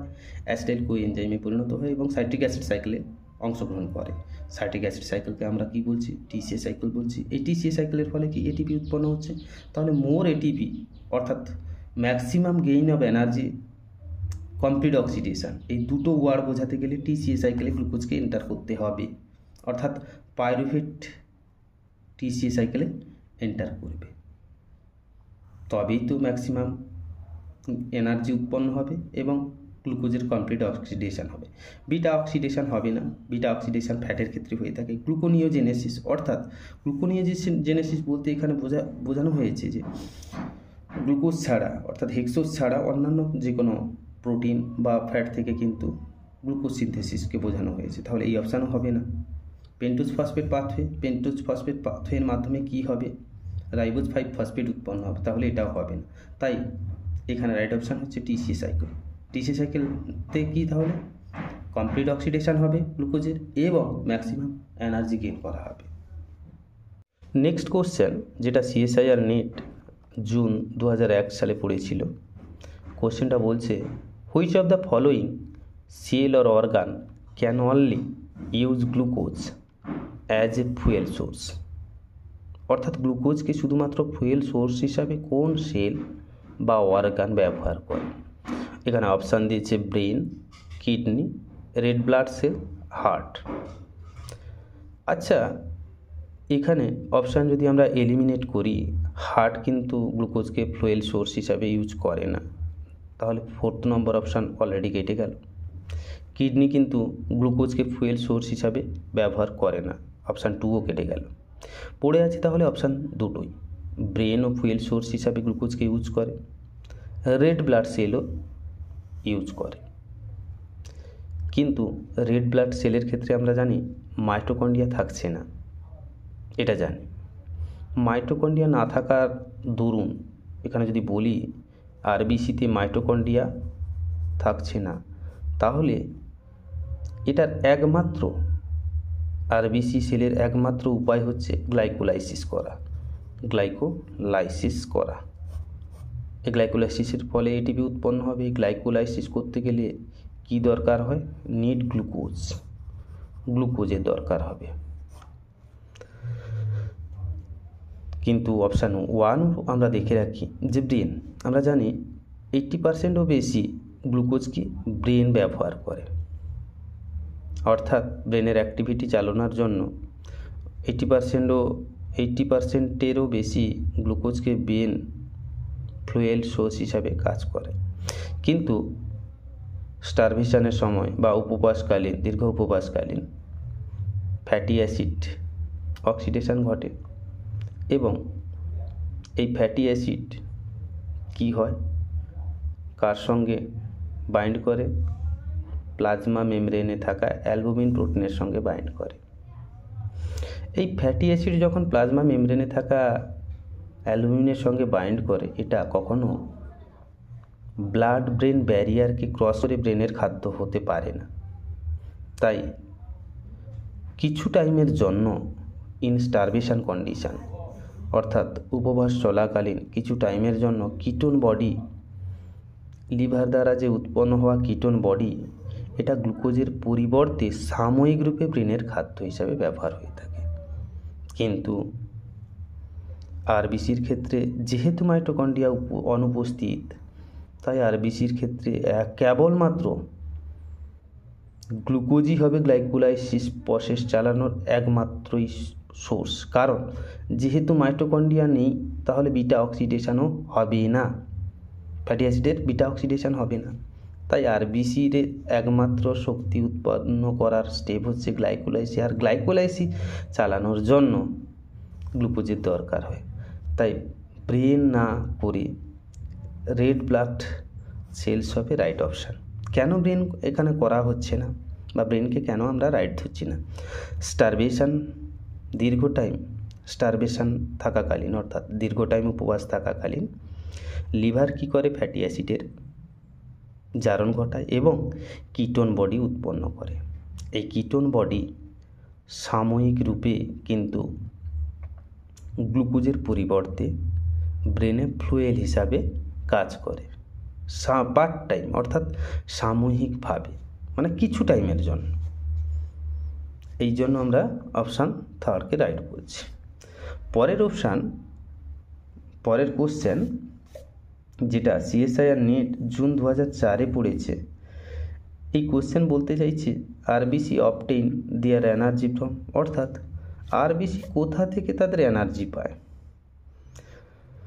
আমরা জানি আরবিসিতে কি, আরবিসিতে মাইটোকন্ড্রিয়া থাকছে না, তাই তো? তাই মাইটোকন্ড্রিয়া থেকে কোনো এনার্জি তৈরি হবে না। ফ্যাটি অ্যাসিড অক্সিডেশন, যেহেতু মাইটোকন্ড্রিয়া নেই, তাহলে ফ্যাটি অ্যাসিড অক্সিডেশনও হবে না। ফ্যাটি অ্যাসিড অক্সিডেশন, তাহলে ফ্যাটি অ্যাসিড অক্সিডেশনও হবে না যেহেতু মাইটোকন্ড্রিয়া নেই। মাইটোকন্ড্রিয়া তাহলে থাকছে না, মাইটোকন্ড্রিয়া থেকে এনার্জি আসবে না। ফ্যাটি অ্যাসিড অক্সিডেশন, যেহেতু মাইটোকন্ড্রিয়া নেই, ফ্যাটি অ্যাসিড অক্সিডেশন হবে না। গ্লাইঅক্সিলেট সাইকেল মাইটোকন্ড্রিয়াতে হয় না, তাই একটাই অপশান পড়ে আছে, অ্যানারোবিক গ্লাইকোলাইসিস। অপশান থার্ড হবে রাইট অপশান। এরপর গ্লাইকোলাইসিসের কিছু প্রধান লক্ষণীয় বিষয়গুলো আমরা দেখব, অর্থাৎ স্যালিয়েন্ট ফিচার্স অফ গ্লাইকোলাইসিস। গ্লাইকোলাইসিসকে ইএমপি পাথওয়ে বলা হয়, কারণ গ্লাইকোলাইসিস প্রসেসটি বিজ্ঞানী এম্বোডান, মেয়ারহফ এবং পার্নেস নামক তিনজন বিজ্ঞানী কিন্তু এই পাথওয়ে পর্যবেক্ষণ করেন। তাদের নামানুসারে এই পাথওয়েকে কী বলা হয়? ইএমপি পাথওয়ে, অর্থাৎ গ্লাইকোলাইসিসকে ইএমপি পাথওয়ে বলা হয়। Next, fundamental energy generating pathway for every prokaryotic এবং ইউক্যারিওটিক সেলস, অর্থাৎ মৌলিক শক্তি উৎপন্নকারী স্টেপ হচ্ছে গ্লাইকোলাইসিস। গ্লাইকোলাইসিস প্রক্রিয়ায় যে ইন্টারমিডিয়েটসগুলো তৈরি হয়, সেগুলো বিভিন্ন প্রকার সেলুলার পাথওয়েতে অংশগ্রহণ করে। এর জন্য কিন্তু গ্লাইকোলাইসিসকে কি বলা হয়? Fundamental energy generating source for every prokaryotic and eukaryotic cells. Glycolysis process যেহেতু প্রোক্যারিওটিক থেকে ইউক্যারিওটিক এবং লোয়ার অর্গানিজম থেকে হায়ার অর্গানিজমে কি অক্সিজেনের উপস্থিতিতে বা কি অক্সিজেনের অনুপস্থিতিতে ঘটে থাকে বলে গ্লাইকোলাইসিস প্রসেসকে ইউনিভার্সাল পাথওয়ে এবং মোস্ট কনজার্ভ পাথওয়ে বলা হয়ে থাকে। যেহেতু গ্লাইকোলাইসিস প্রসেসে গ্লুকোজের অক্সিডেশন ঘটে থাকে, তাই গ্লাইকোলাইসিস পাথওয়েকে অক্সিডেটিভ পাথওয়ে বলা হয়। যেহেতু গ্লাইকোলাইসিস পাথওয়ে অক্সিজেনের অনুপস্থিতিতে ঘটে থাকে, তাই গ্লাইকোলাইসিস পাথওয়েকে অক্সিজেন ইন্ডিপেন্ডেন্ট পাথওয়ে বলা হয়। গ্লাইকোলাইসিস প্রসেসে আমরা দেখেছি যে গ্লুকোজের পার্শিয়াল অক্সিডেশন এবং কমপ্লিট অক্সিডেশন দুটোই ঘটে।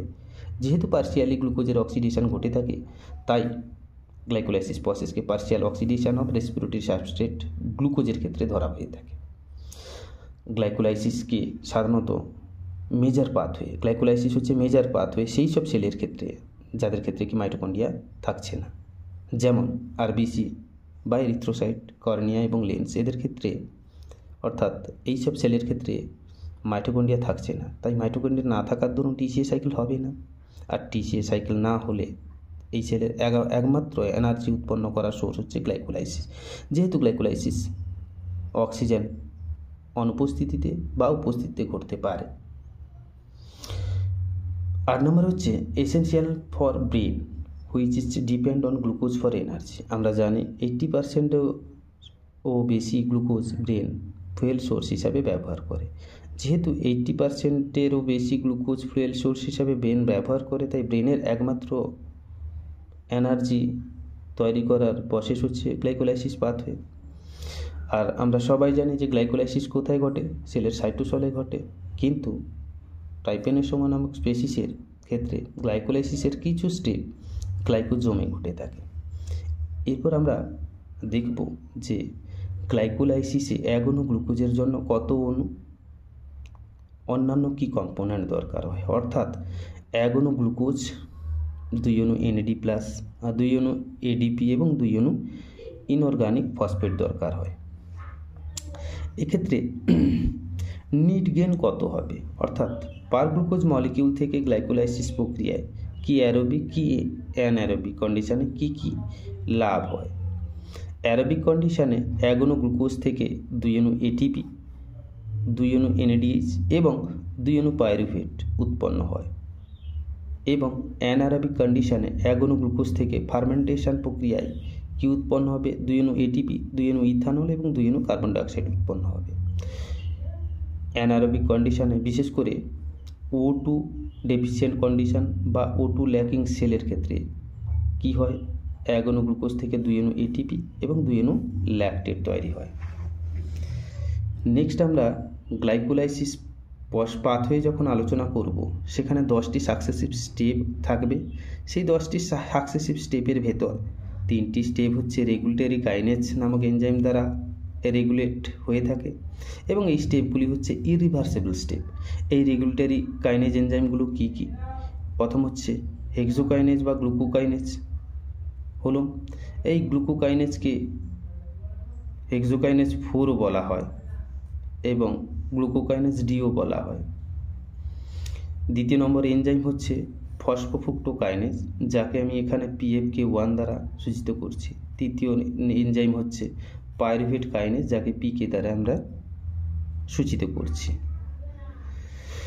এই গ্লাইকোলাইসিস প্রসেস আলোচনা করার ক্ষেত্রে এমন একটি কাইনেজ আছে যেটা রিভার্সিবল রিয়াকশানে পার্টিসিপেট করে, সেটা হচ্ছে ফসফোগ্লিসারেট কাইনেজ এনজাইম। যদিও এটা কাইনেজ অ্যাক্টিভিটি এই এনজাইমের আছে, তবুও এটি গ্লাইকোলাইসিসের একটা স্টেপে পার্টিসিপেট করে, যেখানে এটা রিভার্সিবল কাইনেজ হিসাবে কাজ করে। গ্লাইকোলাইসিস প্রসেসে একটি অক্সিডেশন স্টেপ আছে। এই অক্সিডেশন স্টেপে সাহায্যকারী এনজাইম হচ্ছে গ্লিসারলডিহাইড 3-ফসফেট ডিহাইড্রোজিনেজ নামক এনজাইম অক্সিডেশন স্টেপে কিন্তু সাহায্য করে। গ্লাইকোলাইসিস প্রসেসে 2টি এনার্জি যুক্ত মলিকিউলের তৈরি হয়। তার প্রথমটি হচ্ছে 1,3-বিসফসফোগ্লিসারেট, দ্বিতীয়টি হচ্ছে কি ফসফোইনল পাইরুভেট। এই 1,3-বিসফসফোগ্লিসারেট এবং ফসফোইনল পাইরুভেট এই দুটির মধ্যে ফসফোইনল পাইরুভেট থেকে বেশি এনার্জি পাওয়া যায়, তারপর 1,3-বিসফসফোগ্লিসারেট থেকে পাওয়া যায়। 1,3-বিসফসফোগ্লিসারেট কিন্তু প্রথম উৎপন্ন এনার্জি রিচ মলিকিউল, আর দ্বিতীয় উৎপন্ন এনার্জি রিচ মলিকিউল হচ্ছে ফসফোইনল পাইরুভেট, যেটা গ্লাইকোলাইসিস প্রসেসে উৎপন্ন হয়। অর্থাৎ যদি কোশ্চেন আসে যে গ্লাইকোলাইসিস প্রসেসে যে 2টি এনার্জি রিচ মলিকিউল তৈরি হয় তাদের মধ্যে প্রথমটির নাম কি, তাহলে প্রথমটির নাম হবে 1,3-বিসফসফোগ্লিসারেট এবং দ্বিতীয়টির নাম হবে ফসফোইনল পাইরুভেট। গ্লাইকোলাইসিস প্রসেস আলোচনা করার ক্ষেত্রে আমি আলোচনা করব যেখানে 2টো সাবস্ট্রেট লেভেল ফসফোরাইলেশন স্টেপ আছে। তার মধ্যে প্রথমটি হচ্ছে 1,3-বিসফসফোগ্লিসারেট যখন 3-ফসফোগ্লিসারেটে পরিণত হয়, সেক্ষেত্রে 2 অণু ADP 2 অণু ATPতে পরিণত হয়, অর্থাৎ এটা হচ্ছে first substrate level phosphorylation step. আর দ্বিতীয় সাবস্ট্রেট লেভেল ফসফোরাইলেশন হচ্ছে কি, ফসফোইনল পাইরুভেট যখন পাইরুভেটে পরিণত হয় তখন 2 এডিপি থেকে 2 এটিপি তৈরি হয়। এক্ষেত্রে হচ্ছে এটা হচ্ছে second substrate level phosphorylation step. Aerobic glycolysis যদি মাসল সেলের ক্ষেত্রে ঘটে থাকে, সেখানে 1 অণু গ্লুকোজ থেকে 2 অণু পাইরুভেট এবং 2 অণু এটিপি উৎপন্ন হয়। কিন্তু এটা যদি অ্যানারোবিক গ্লাইকোলাইসিস হয় মাসল সেলের ক্ষেত্রে, তাহলে 1 অণু গ্লুকোজের ইন প্রোডাক্ট কী হবে, ল্যাকটেড হবে। তাহলে কি অ্যানারোবিক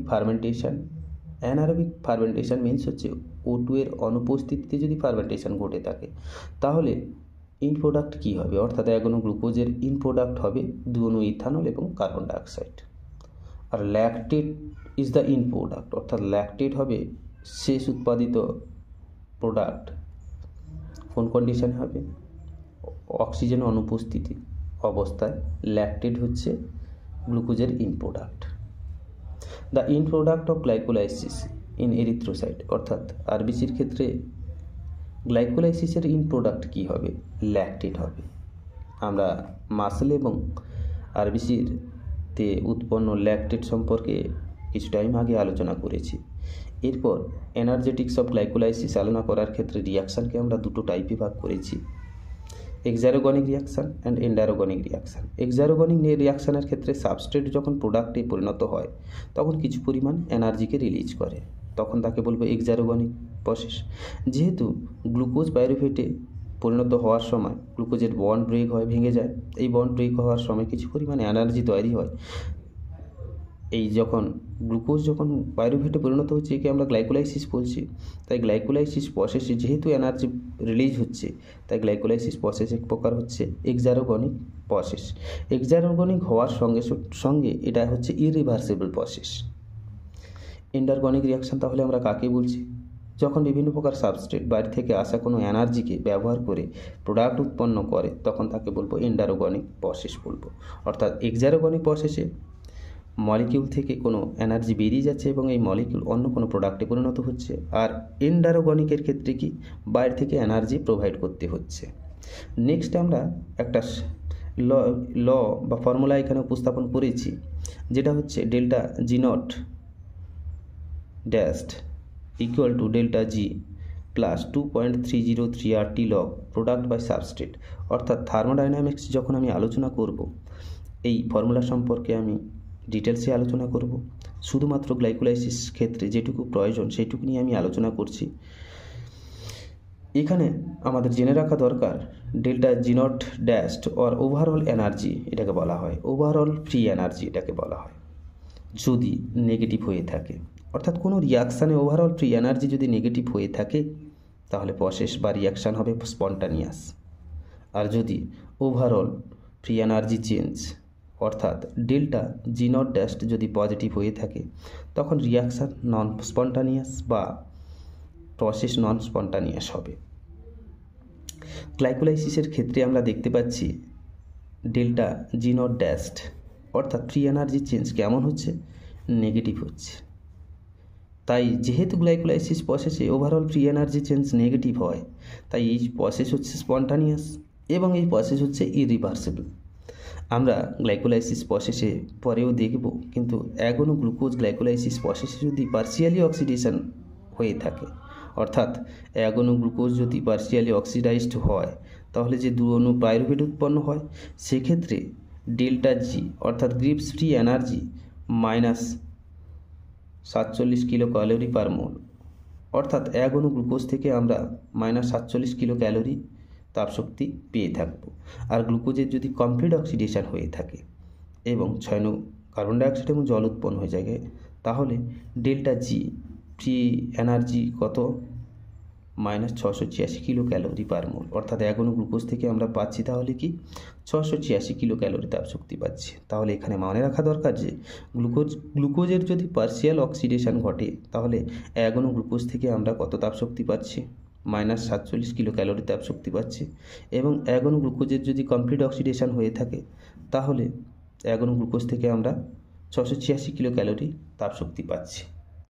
এখন 686 কিলো ক্যালোরি এনার্জি তাহলে এক অণু গ্লুকোজের কমপ্লিট অক্সিডেশন। এখানে কমপ্লিট অক্সিডেশন বলতে আমরা 100% গ্লুকোজের অক্সিডেশনকে ধরছি। তাহলে 686 kilo calorie energy 100% glucose oxidation হলে তবেই উৎপন্ন হয়। তাহলে 1 kilo calorie energy 100/686 calorie glucose অক্সিডেশনের ফলে উৎপন্ন হয়। 47 কিলো ক্যালোরি এনার্জি, তাহলে 100/686 গুণিতক 47 সমান, এটাকে ক্যালকুলেশন করলে 6.9% এনার্জি। এই এনার্জিটা উৎপন্ন হচ্ছে গ্লুকোজের পার্সিয়াল অক্সিডেশনের ফলে। তাহলে বাদ বাকি এনার্জিটা কত? তাহলে এখানে আমি দেখিয়েছি 47/686 × 100% সমান 6.9% এনার্জি অফ গ্লুকোজ। গ্লুকোজের মধ্যে মাত্র 6.9% এনার্জি গ্লাইকোলাইসিসের পার্সিয়াল অক্সিডেশন যখন ঘটে থাকে তখন উৎপন্ন হয়। তাহলে পড়ে আছে কত? 100 - 6.9, বা এটাকে অ্যাপ্রক্সিমেটলি 93% এনার্জি এখনও পড়ে আছে। কার ভেতর আছে? এটা পাইরুভেটের যে বন্ড আছে সেই বন্ডের ভেতর আছে। আমরা যদি একটু আলোচনা করি তাহলে গ্লুকোজ পাইরুভেটে পরিণত হচ্ছে। পাইরুভেট কিসে পরিণত হচ্ছে? অ্যাসিটাইল কোএনজাইম এতে পরিণত হচ্ছে। অ্যাসিটাইল কোএনজাইম টিসিএ সাইকেলে যাচ্ছে এবং টিসিএল সাইকেলে তাহলে কি হচ্ছে? কার্বন ডাইঅক্সাইড আর জল উৎপন্ন হচ্ছে এবং কিছু পরিমাণে এটিপিও উৎপন্ন হচ্ছে। গ্লুকোজ যখন পাইরুভেটে যায়, এই যাওয়ার কমপ্লিট অক্সিডেশন তো হচ্ছে না, পার্সিয়াল অক্সিডেশন হচ্ছে। তাহলে সেক্ষেত্রে 6.9% এনার্জি তৈরি হচ্ছে। বাদ বাকি এনার্জিটা এই পাইরুভেটে যে বন্ড আছে, পাইরুভেট আমরা জানি 3 কার্বন কম্পাউন্ডযুক্ত মলিকিউল, অর্থাৎ এক অণু গ্লুকোজ থেকে 2 অণু পাইরুভেট তৈরি হয়েছিল। এই 2 অণু পাইরুভেটতে যে বন্ডগুলো আছে সেই বন্ডের ভেতর কিন্তু এনার্জি আছে। এই বন্ড ব্রেক হলে তবেই এনার্জি আবার উৎপন্ন হবে। পাইরুভেট ফার্দার অক্সিডাইজড হয়ে কিসে পরিণত হলো? অ্যাসিটাইল কোএনজাইম এতে পরিণত হলো। এই অ্যাসিটাইল কোএনজাইম এতে পরিণত হওয়ার পরে অ্যাসিটাইল কোএনজাইম টিসিএ সাইকেলে পার্টিসিপেট করে। টিসিএ সাইকেল পার্টিসিপেট করার পর সেখানে এটিপি, জিটিপি, এপিডিএইচ2 এবং এনএডিএইচ উৎপন্ন করে। এছাড়াও আলটিমেট লাস্ট প্রোডাক্ট হিসেবে কার্বন ডাইঅক্সাইড এবং জল উৎপন্ন করা হয়। যদি গ্লুকোজের 6টি কার্বন মলিকিউল কার্বন ডাইঅক্সাইডের 6টি কার্বন মলিকিউলে বেরিয়ে যায় তাহলে বলবো যে গ্লুকোজের কমপ্লিট অক্সিডেশন ঘটেছে। সেক্ষেত্রে এটিপি, জিটিপি বা এপিডিএইচ2, এনএডিএইচ2 বা এনএডিএইচ উৎপন্ন হয়েছে, তা এনার্জি প্রোভাইড করে।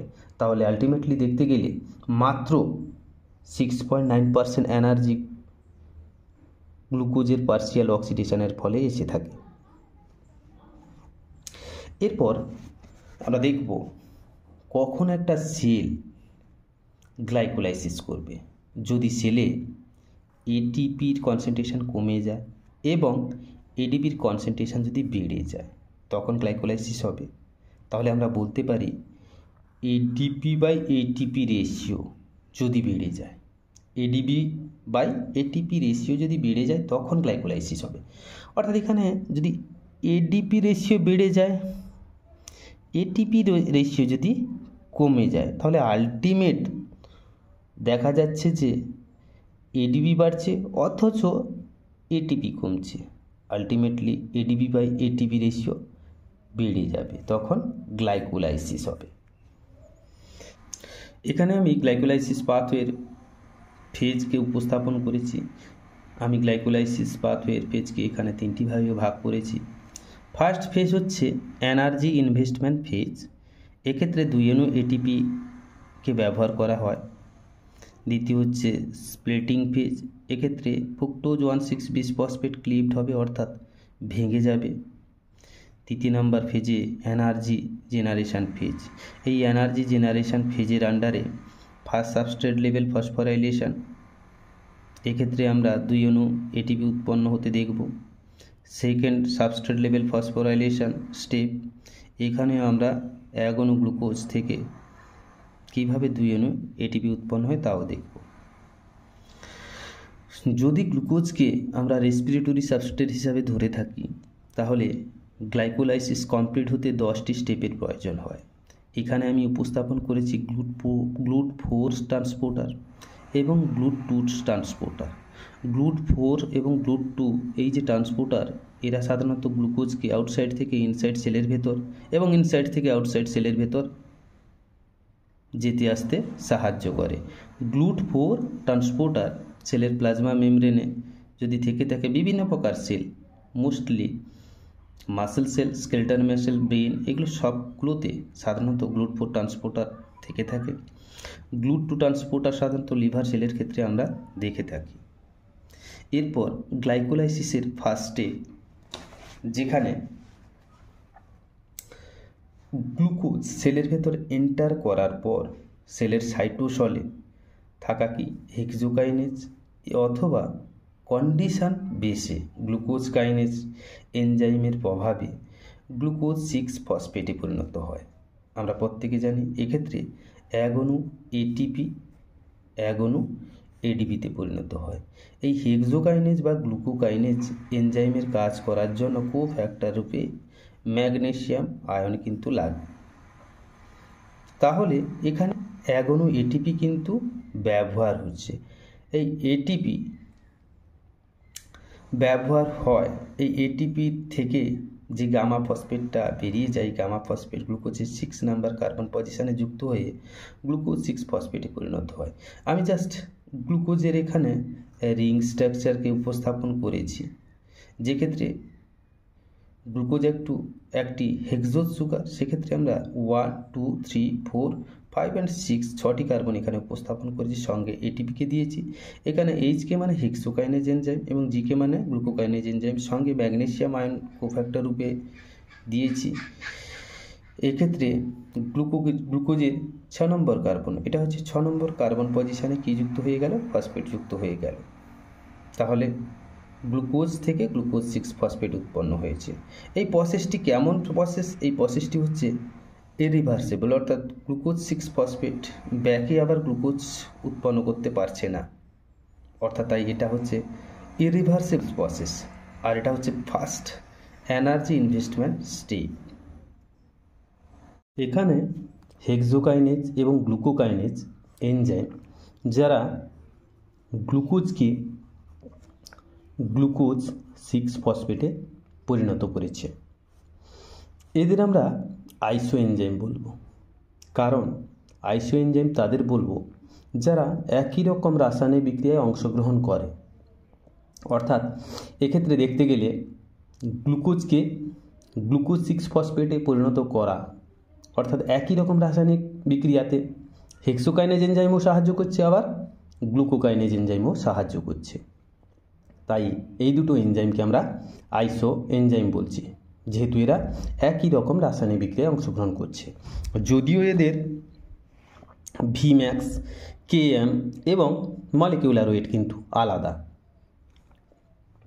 এরপর একটা কোশ্চেন যে why ATP is used at this step, কেন এই স্টেপে অর্থাৎ গ্লুকোজ থেকে গ্লুকোজ 6 ফসফেট তৈরি হওয়ার ক্ষেত্রে কেন এটিপিকে ব্যবহার করা হয়? এর দুটো রিজন থাকতে পারে। প্রথমত আমি জাস্ট এখানে দেখিয়েছি যে গ্লুকোজ যখন সেলের আউটসাইডে বেশি কনসেন্ট্রেশনে থাকে তখন গ্লুট ট্রান্সপোর্টার হিসাবে আমি এখানে GLUT4কে দেখিয়েছি। GLUT4 ট্রান্সপোর্টারের মাধ্যমে সেলের ইনসাইডে প্রবেশ করে, অর্থাৎ সেলের ভেতরে আসার পর গ্লুকোজ 6 ফসফেটে পরিণত হওয়ার সময় এডিপিতে পরিণত হয়, অর্থাৎ ফসফেটকে গ্লুকোজের 6 নাম্বার কার্বন পজিশনে লাগানো হয়। যদি না লাগানো হতো, অর্থাৎ গ্লুকোজকে গ্লুকোজ 6 ফসফেটে যদি পরিণত না করা হতো, তাহলে সেলের ভেতর গ্লুকোজের কনসেন্ট্রেশন বাড়লে গ্লুকোজ আবার গ্লুট ট্রান্সপোর্টারের মারফত সেলের বাইরে বেরিয়ে যেত। সেল থেকে যেন গ্লুকোজ সেলের বাইরে না বেরিয়ে যেতে পারে, তার জন্য গ্লুকোজকে গ্লুকোজ 6 ফসফেটে পরিণত করা হয়। যেহেতু গ্লুকোজ 6 ফসফেটের কোনো ট্রান্সপোর্টার প্লাজমা মেমব্রেনে থাকে না, তাই গ্লুকোজ 6 ফসফেট সেল থেকে বাইরে বেরিয়ে যেতে পারে না, অর্থাৎ প্রয়োজন হলে গ্লুকোজ 6 ফসফেটকে ব্যবহার করা যাবে। আবার না প্রয়োজন হলে ব্যবহার করা যাবে না, কিন্তু সেলের ভেতর গ্লুকোজ 6-ফসফেট থাকবে। দ্বিতীয় কারণ হচ্ছে, ফার্স্ট নম্বর কারণ এইটা। দ্বিতীয় নম্বর কারণ, যেহেতু গ্লুকোজ কেমন ধরনের মলিকিউল আমরা জানি, গ্লুকোজ হচ্ছে এমন একটা মলিকিউল যেখানে গ্লুকোজে থাকা কার্বন, হাইড্রোজেন, অক্সিজেন কোভ্যালেন্ট বন্ধনের মাধ্যমে একে অপরের সঙ্গে যুক্ত থাকে। এই কোভ্যালেন্ট বন্ডকে ব্রেক করার জন্য কিসের দরকার হয়? এনার্জির দরকার হয়। এই এনার্জি কোথা থেকে আসে? এটিপি থেকে আসে। এটিপির কোন ফসফেট থেকে আসে? গামা ফসফেট ব্রেক হওয়ার ফলে যে এনার্জি তৈরি হয় সেখান থেকে আসে। আমি এখানে একটা এটিপির মলিকিউলের স্ট্রাকচার ড্র করেছি, যেখানে অ্যাডেনিন নামক নাইট্রোজেন বেস, যার 9 নম্বর নাইট্রোজেনের সঙ্গে সুগার, পেন্টোজ সুগার, এটা পেন্টোজ সুগারের 1 নম্বর কার্বন যুক্ত আছে, এবং এই সুগারের সঙ্গে ফার্স্ট ফসফেট, সেকেন্ড ফসফেট এবং থার্ড ফসফেট, 3টা ফসফেট যুক্ত আছে। ফার্স্ট পজিশনে থাকা ফসফেটকে আলফা ফসফেট, সেকেন্ড পজিশনে থাকা ফসফেটকে বিটা ফসফেট, থার্ড পজিশনে থাকা ফসফেটকে গামা ফসফেট বলছি। এই গামা ফসফেট এবং বিটা ফসফেট এবং আলফা ফসফেট, এই 3টা ফসফেটের ভেতর গামা এবং বিটা এই যে বন্ড তৈরি হচ্ছে, এই বন্ডকে বলা হয় ফসফোঅ্যানাইড্রাইড বন্ড। এই বন্ডে কিন্তু এনার্জি থাকছে, এই বন্ড কিন্তু হাই এনার্জি বন্ড। কিন্তু আলফা ফসফেটের সঙ্গে যে সুগারের যে বন্ড তৈরি হয়, যে বন্ডটাকে আমরা ফসফোএস্টার বন্ড বলে থাকছি, ওই ফসফোএস্টার বন্ড কিন্তু এনার্জি রিচ বন্ড নয়। যেহেতু হেক্সোকাইনেজ এবং গ্লুকোকাইনেজ এনজাইম এটিপি গামা ফসফেটকে ব্রেক করার পর যে এনার্জিটা তৈরি হচ্ছে বা এনার্জিটা মুক্ত হচ্ছে, এই এনার্জি কি করে? কোভ্যালেন্ট বন্ড, কার কোভ্যালেন্ট বন্ড? গ্লুকোজের কোভ্যালেন্ট বন্ডকে মডিফাইড করে, অর্থাৎ কোভ্যালেন্ট বন্ডকে ব্রেক করে ফসফেটকে, অর্থাৎ কোন ফসফেটকে অ্যাড করায়? গামা ফসফেটকে অ্যাড করায়। কত নম্বর পজিশানে? গ্লুকোজের 6 নাম্বার পজিশানে অ্যাড করাবে। তাহলে বোঝা গেছে? তাহলে শর্ট করে বলতে গেলে গ্লুকোজ এক প্রকার হচ্ছে কি? কোভ্যালেন্ট বন্ডের মাধ্যমে যুক্ত থাকা এক প্রকার মলিকুল। এই কোভ্যালেন্ট বন্ড কারা কারা তৈরি করে? গ্লুকোজে থাকা কার্বন, হাইড্রোজেন, অক্সিজেন তৈরি করে। এই কোভ্যালেন্ট বন্ডকে ব্রেক করার জন্য এটিপির মধ্যে গামা ফসফেট ব্রেক হওয়ার ফলে যে এনার্জি তৈরি হয়, সেই এনার্জিকে ব্যবহার করে কিন্তু গ্লুকোজের 6 নম্বর কার্বন পজিশানে, এক্ষেত্রে 6 নম্বর কার্বন পজিশানে ফসফেটকে অ্যাড করা হয়। দ্বিতীয় কারণ হচ্ছে কি? গ্লুকোজের কনসেন্ট্রেশন সেলের ভেতর সবসময় বজায় রাখার জন্য গ্লুকোজ যখন সেলের ভেতর প্রবেশ করে, গ্লুকোজ যেন সেল থেকে বাইরে না বেরিয়ে যেতে পারে, তার জন্য গ্লুকোজকে ফসফোরাইলেশন করা হয়, অর্থাৎ গ্লুকোজের 6 নম্বর পজিশনে কার্বন ফসফেট যোগ করে গ্লুকোজ 6-ফসফেটে পরিণত করা হয়। যেহেতু গ্লুকোজ 6-ফসফেটের কোনো ট্রান্সপোর্টার প্লাজমা মেমব্রেনে থাকে না, তাই গ্লুকোজ 6-ফসফেট কখনও সেল থেকে বাইরে বেরিয়ে যেতে পারে না। প্রয়োজন হলে গ্লুকোজ 6-ফসফেটকে ব্যবহার করা হবে, প্রয়োজন না হলে ব্যবহার করা হবে না। এখানে আমি দুটো এনজাইম, যেটা গ্লাইকোলাইসিসের ফার্স্ট স্টেপে পার্টিসিপেট করেছিল, যার ক্ষেত্রে হেক্সোকাইনেজ এনজাইম এবং গ্লুকোকাইনেজ এনজাইমকে হেক্সোকাইনেজ 4 অথবা হেক্সোকাইনেজ ডি এনজাইম রূপেও আমরা দেখে থাকি। হেক্সোকাইনেজ এনজাইমের ডিস্ট্রিবিউশন এবং গ্লুকোকাইনেজ এনজাইমের ডিস্ট্রিবিউশন যদি আমরা দেখি, তাহলে সমস্ত প্রকার টিস্যুতে, including liver and beta cells of pancreas, সমস্ত প্রকার টিস্যুতে কিন্তু হেক্সোকাইনেজ এনজাইম পাওয়া যায়। বাট গ্লুকোকাইনেজ বা হেক্সোকাইনেজ 4 বা হেক্সোকাইনেজ ডি এনজাইম কোথায় পাওয়া যাবে? লিভার এবং প্যানক্রিয়েজ বিটা সেল, এদের ক্ষেত্রে পাওয়া যাবে।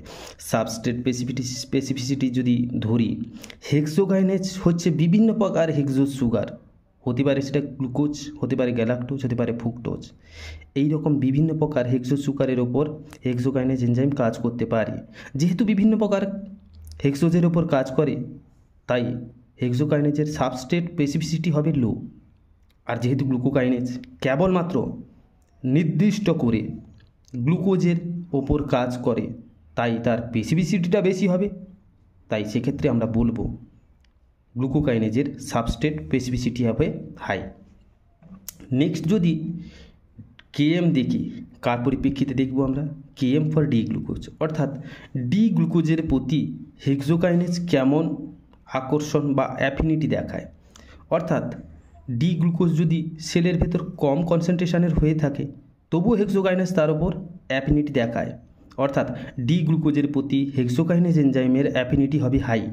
আর আমরা জানি অ্যাফিনিটি আর কেএমের সম্পর্ক, অ্যাফিনিটি যদি হাই হয় বাড়ে তাহলে কেএম অলরেডি কমবে।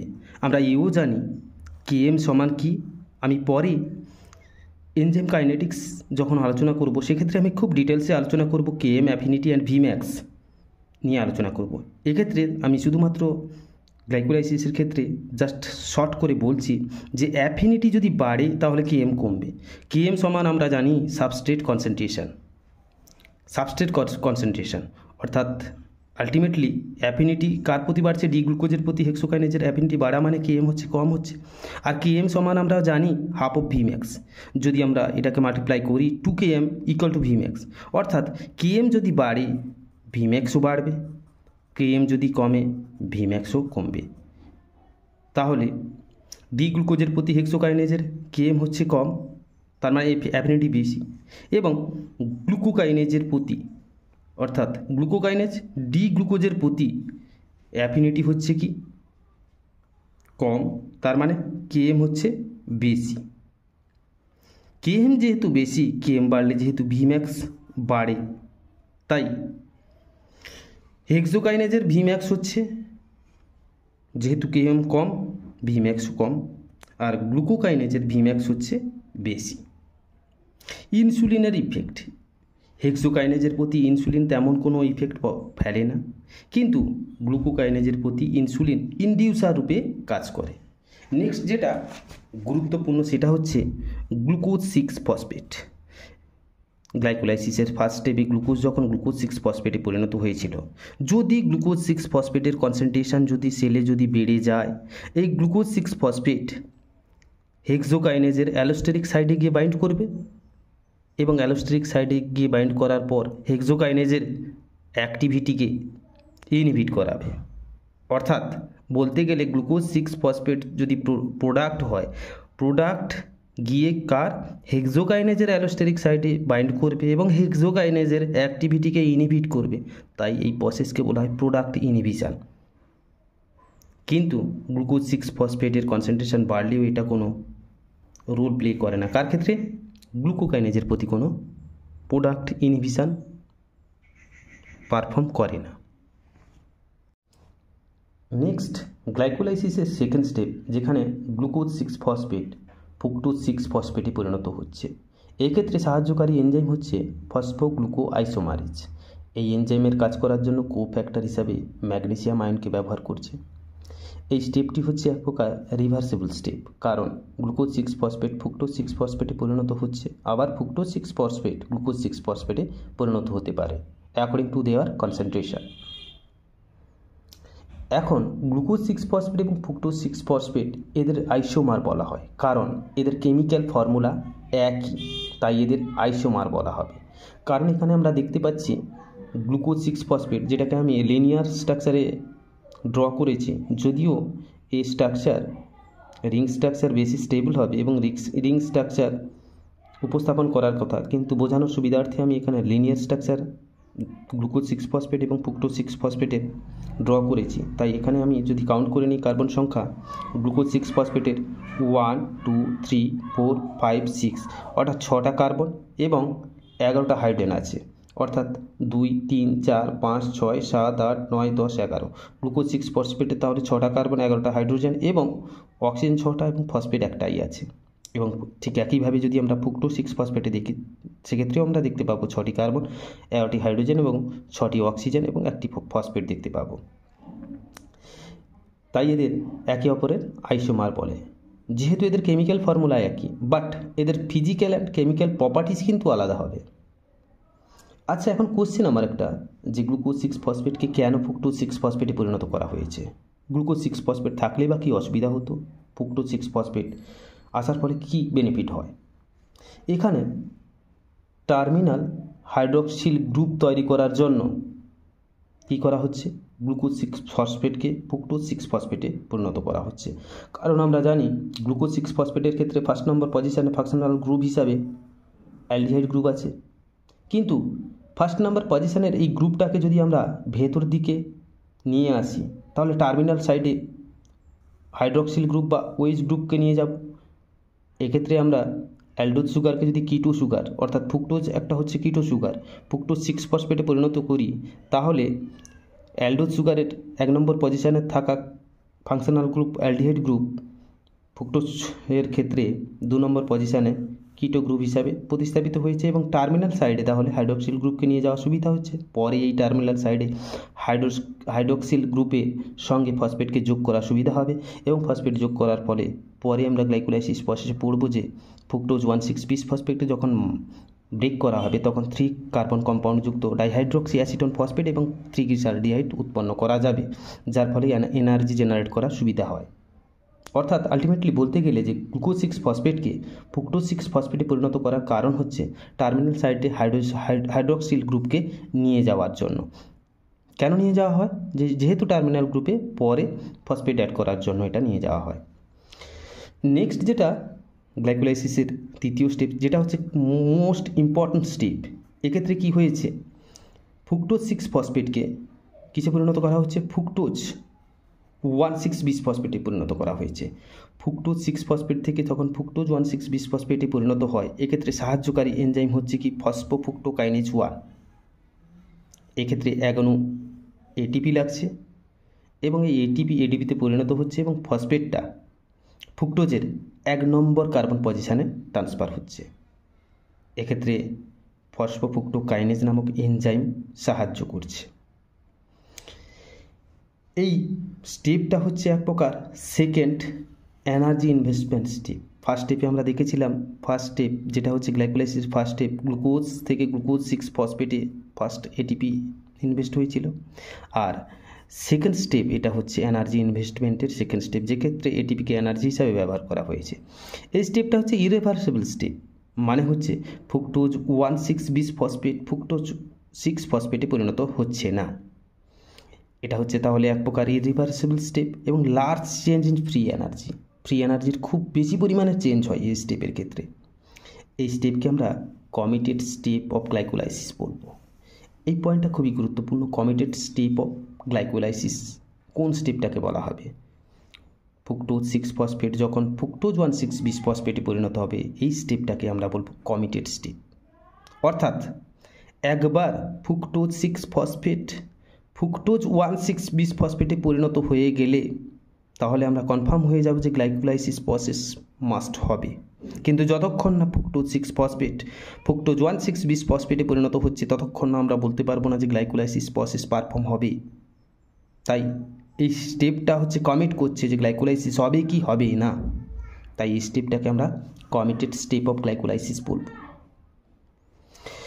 এক্ষেত্রে যে এনজাইমটি ব্যবহার করা হয়েছে বা এই ক্ষেত্রে যে এনজাইমটি লাগে ফসফোফ্রুক্টোকাইনেজ 1, এই এনজাইম হচ্ছে পেসমেকার।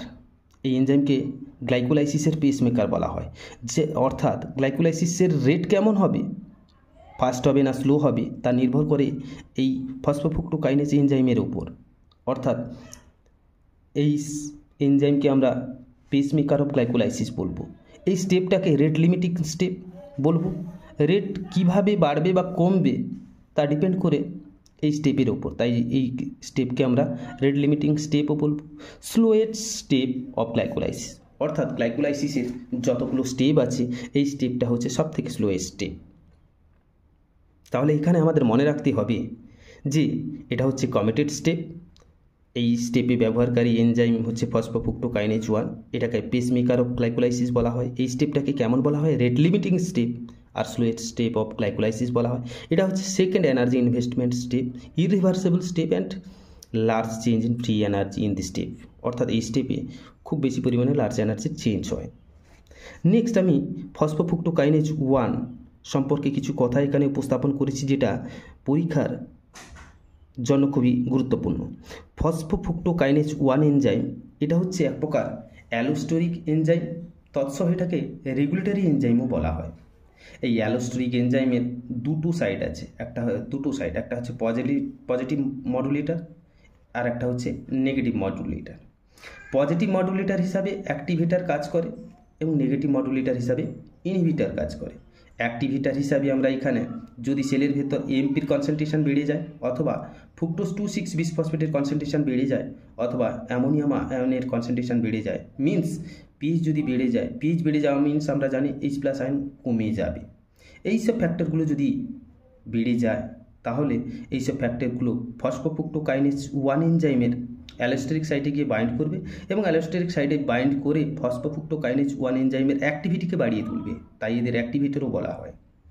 নেক্সট যদি নেগেটিভ মডুলেটর হিসাবে আমরা এখানে ইনহিবিটরকে রেখেছি, নেক্সট আমরা নেগেটিভ মডুলেটর হিসাবে ইনহিবিটরকে উপস্থাপন করেছি। ইনহিবিটর যেমন যদি সেলের ভেতর এটিপি কনসেন্ট্রেশন বেড়ে যায় অথবা সাইট্রিক অ্যাসিডের কনসেন্ট্রেশন বেড়ে যায় অথবা পিএইচ যদি কমে যায়, পিএইচ কমে যাওয়া মানে হচ্ছে H+ আয়ন কিন্তু বেড়ে যাওয়া। এইসব ফ্যাক্টরগুলো যদি সেলের ভেতর যদি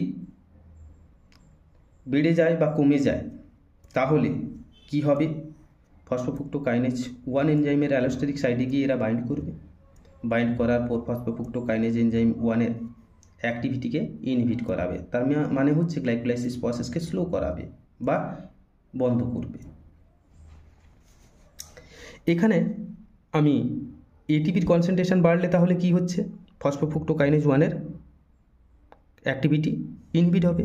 দ্বিতীয়ত সাইট্রিক অ্যাসিডের যদি কনসেন্ট্রেশন বেড়ে যায় মিনস হচ্ছে সাইট্রিক অ্যাসিড কখন উৎপন্ন হবে, টিসিএ সাইকেল তৈরি হলে, আর টিসিএ সাইকেল তৈরি হলে প্রচুর পরিমাণে এটিপি তৈরি হবে, তাই সেলে আর এটিপির কোনো দরকার হবে না।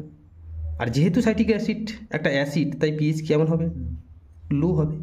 তাই সাইট্রিক অ্যাসিডের কনসেন্ট্রেশন বাড়া মানে অলরেডি সেলের ভেতর তাহলে টিসিএ সাইকেল পারফর্ম হয়েছে এবং টিসিএ সাইকেল পারফর্ম হওয়া মানে এটিপি বেশি পরিমাণে উৎপন্ন হয়েছে, আর এটিপি বেশি পরিমাণে উৎপন্ন হওয়া মানে হচ্ছে কি ফসফোফ্রুক্টোকাইনেজ 1 এনজাইম ইনহিবিট হবে। দ্বিতীয়ত সাইট্রিক অ্যাসিড কনসেন্ট্রেশন যদি বাড়ে অ্যাসিডিটি বাড়বে, অ্যাসিডিটি বাড়া মানে H+ কনসেন্ট্রেশন বাড়বে, আর আমরা জানি H+ কনসেন্ট্রেশন বাড়া মানে হচ্ছে কি পিএইচ ডাউন হবে, কমবে, আর পিএইচ কম হওয়া মানে কম পিএইচে এই এনজাইম তার অ্যাক্টিভিটি ডাউন হয়, অর্থাৎ পিএইচ কমলে ফসফোফ্রুক্টোকাইনেজ 1 এনজাইমের অ্যাক্টিভিটি কমে যায়। নেক্সট আমরা দ্বিতীয় একটা এনজাইম ফসফোফ্রুক্টোকাইনেজ 2 নামক এনজাইম, এটা হচ্ছে এমন একটা এনজাইম, এটা হচ্ছে সিঙ্গেল সাব ইউনিট এনজাইম। কেমন enzyme, single sub unit enzyme, bifunctional enzyme. Bifunctional মানে দুটো কাজ এটা করে থাকবে, এর দুটো দিক আছে, অর্থাৎ যদি আমি এই এনজাইমটাকে এইভাবে উপস্থাপন করছি তাহলে একটা হচ্ছে এর কাইনেজ অ্যাক্টিভিটি এই সাইডে আর একটা হচ্ছে ফসফেটেজ অ্যাক্টিভিটি। কাইনেজ অ্যাক্টিভিটির ফলে এটা ফসফেটকে যোগ করায়, ফসফেটেজ অ্যাক্টিভিটির ফলে কোনো মলিকিউলস থেকে এটা ফসফেটকে রিমুভ করাতে সাহায্য করে।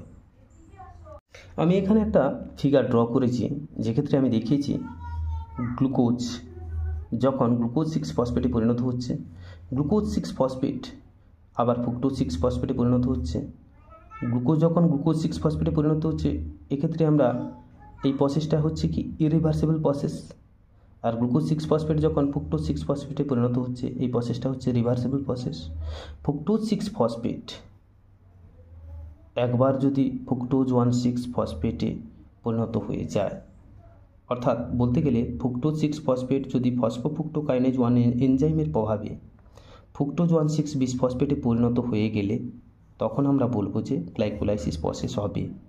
কিন্তু যতক্ষণ না ফ্রুক্টোজ 6 ফসফেট ফ্রুক্টোজ 1,6 বিসফসফেটে পরিণত হচ্ছে ততক্ষণ না আমরা বলতে পারবো না যে গ্লাইকোলাইসিস হবে। ফ্রুক্টোজ 6 ফসফেট আর একটা প্রসেসে যেটা হচ্ছে ফসফোফ্রুক্টোকাইনেজ 2 নামক এনজাইমের প্রভাবে কিসে পরিণত হতে পারে, ফ্রুক্টোজ 2,6 বিসফসফেটে পরিণত হতে পারে। এই ফ্রুক্টোজ 2,6 বিসফসফেটে আমি বলেছি দুটো অ্যাক্টিভিটি আছে, একটা হচ্ছে কি কাইনেজ অ্যাক্টিভিটি, একটা হচ্ছে ফসফেটেজ অ্যাক্টিভিটি।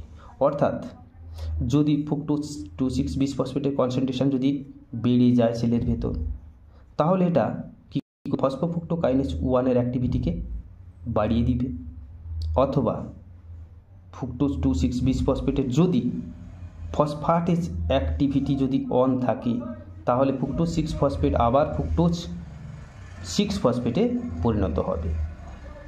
এক্ষেত্রে আমরা এই স্টেপে আমরা fourth step, suppose fructose 1,6 bisphosphate উৎপন্ন হয়েছে, উৎপন্ন হওয়ার পর আমরা জানি যে ফ্রুক্টোজ 1,6 বিসফসফেটে এক প্রকার হচ্ছে আনস্টেবল মলিকিউল, আনস্টেবল কেন? এর 1 নম্বর পজিশন এবং 6 নম্বর পজিশনে ফসফেট গ্রুপ আছে, এনার্জি রিচ ফসফেট মলিকুলস আছে, তাই এটা তৈরি হওয়ার সঙ্গে সঙ্গে কিন্তু এটা বিভাজিত হয়, অর্থাৎ ভেঙে যায়, কেননা এটা বেশিক্ষণ স্থায়ী হতে পারে না, তাই তাড়াতাড়ি এটা ক্লিভড হয় বা ভেঙে যায়। এবং এই ভেঙে যাওয়াকে আমি এখানে স্প্লিটিং ফেজ রূপে উপস্থাপন করেছি। এই ভেঙে যাওয়ার ক্ষেত্রে অর্থাৎ ক্লিপ করার ক্ষেত্রে যে এনজাইম লাগে সেটা হচ্ছে অ্যালডোলেজ এনজাইম। এই অ্যালডোলেজ এনজাইমের কাজ করার জন্য জিঙ্ককে কোফ্যাক্টর হিসাবে এই এনজাইম ব্যবহার করে। যখন ফ্রুক্টোজ 1,6-বিসফসফেট নামক আনস্টেবল মলিকুল যখন ভেঙে যায়, কিসে ভেঙে যাবে?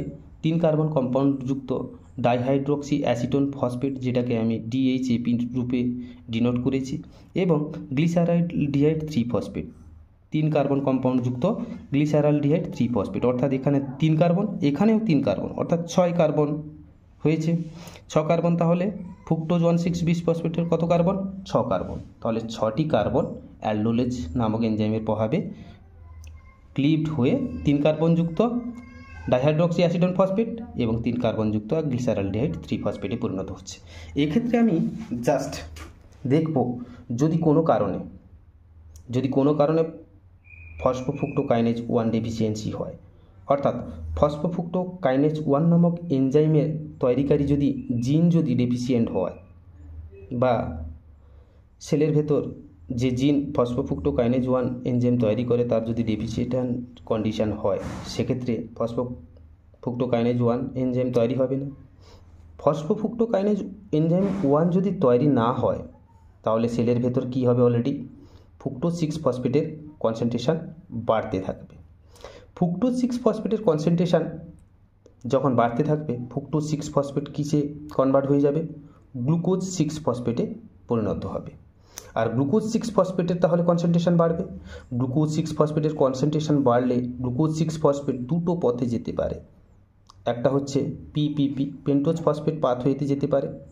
দ্বিতীয় নম্বর হচ্ছে এটা গ্লাইকোজেন সিনথেসিস করতে পারে।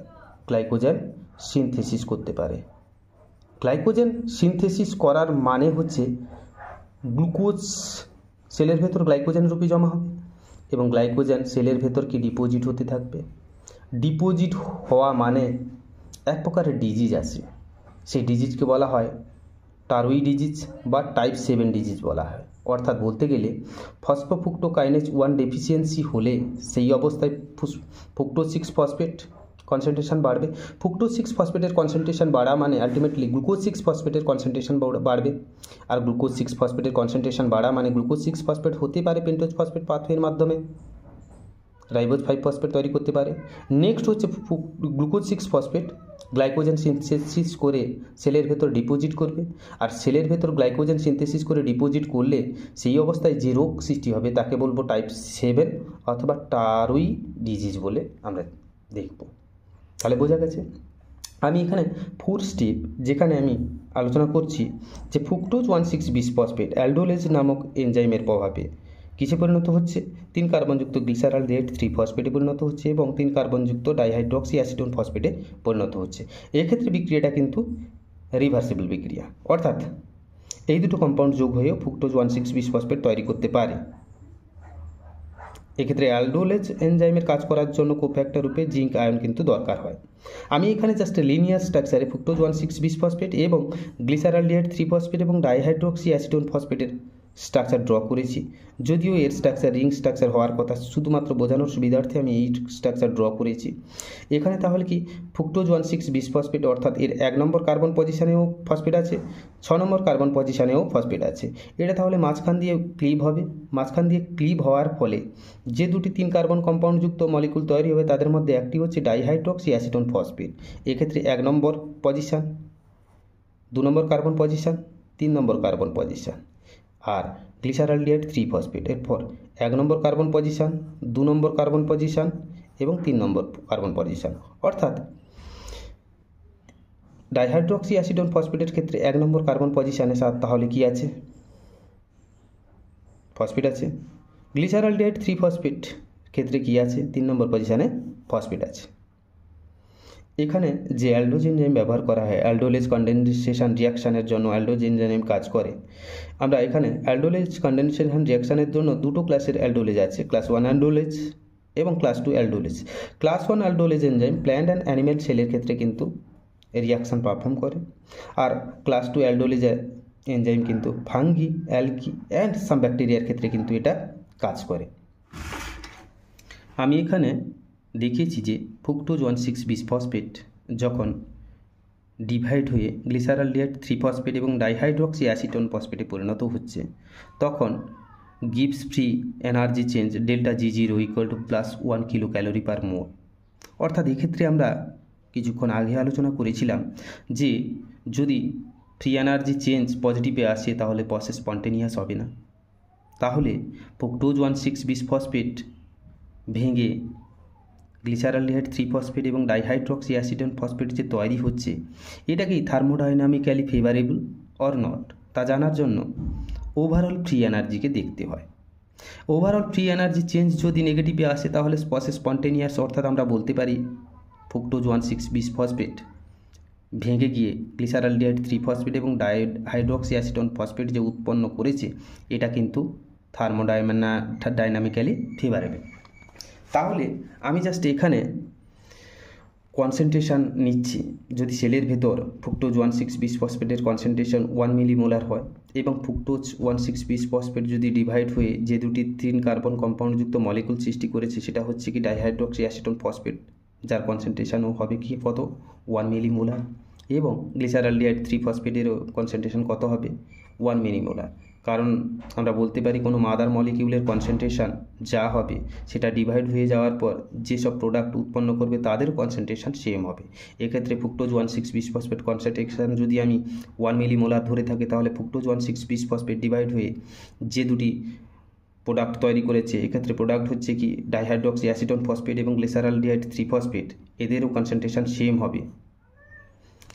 আমি একটা এখানে ফর্মুলা উপস্থাপন করেছি যেক্ষেত্রে হচ্ছে ডেল্টা G0 ড্যাস্ট, অর্থাৎ overall free energy change = delta G0 গিভস free energy change plus 2.303 RT log product by substrate. এখানে overall free energy delta G0 ড্যাস্ট = free energy change delta G0 plus 2.303 RT log sub product কি উৎপন্ন হচ্ছে, product হচ্ছে dihydroxy acetone phosphate into glyceraldehyde 3-ফসফেট। Substrate কোনটা, এখানে substrate হচ্ছে fructose 1,6-বিসফসফেট।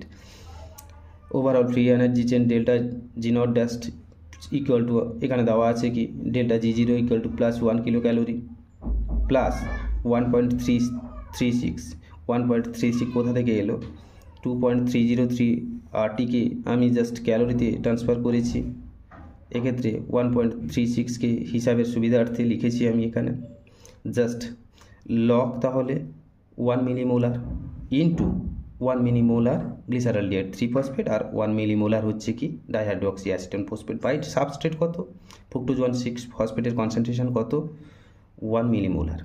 তাহলে ডেল্টা G0 ড্যাস্ট +1 প্লাস 1.36, এরপর লগ 1 মিলিমোলারকে মোলারে কনভার্ট করতে হবে। আমরা জানি 1 মিলিমোলার সমান 10⁻³ মোলার, তাহলে 10⁻³ molar into 10⁻³ divided by 10⁻³ 10⁻³ cancel out, পড়ে থাকলো তাহলে কি overall free energy delta G0 ড্যাস্ট = +1 plus 1.36 log 10⁻³ আমরা জানি লগ 10⁻³ = -3, যদি লগ 10⁻² হতো তাহলে -2 হতো।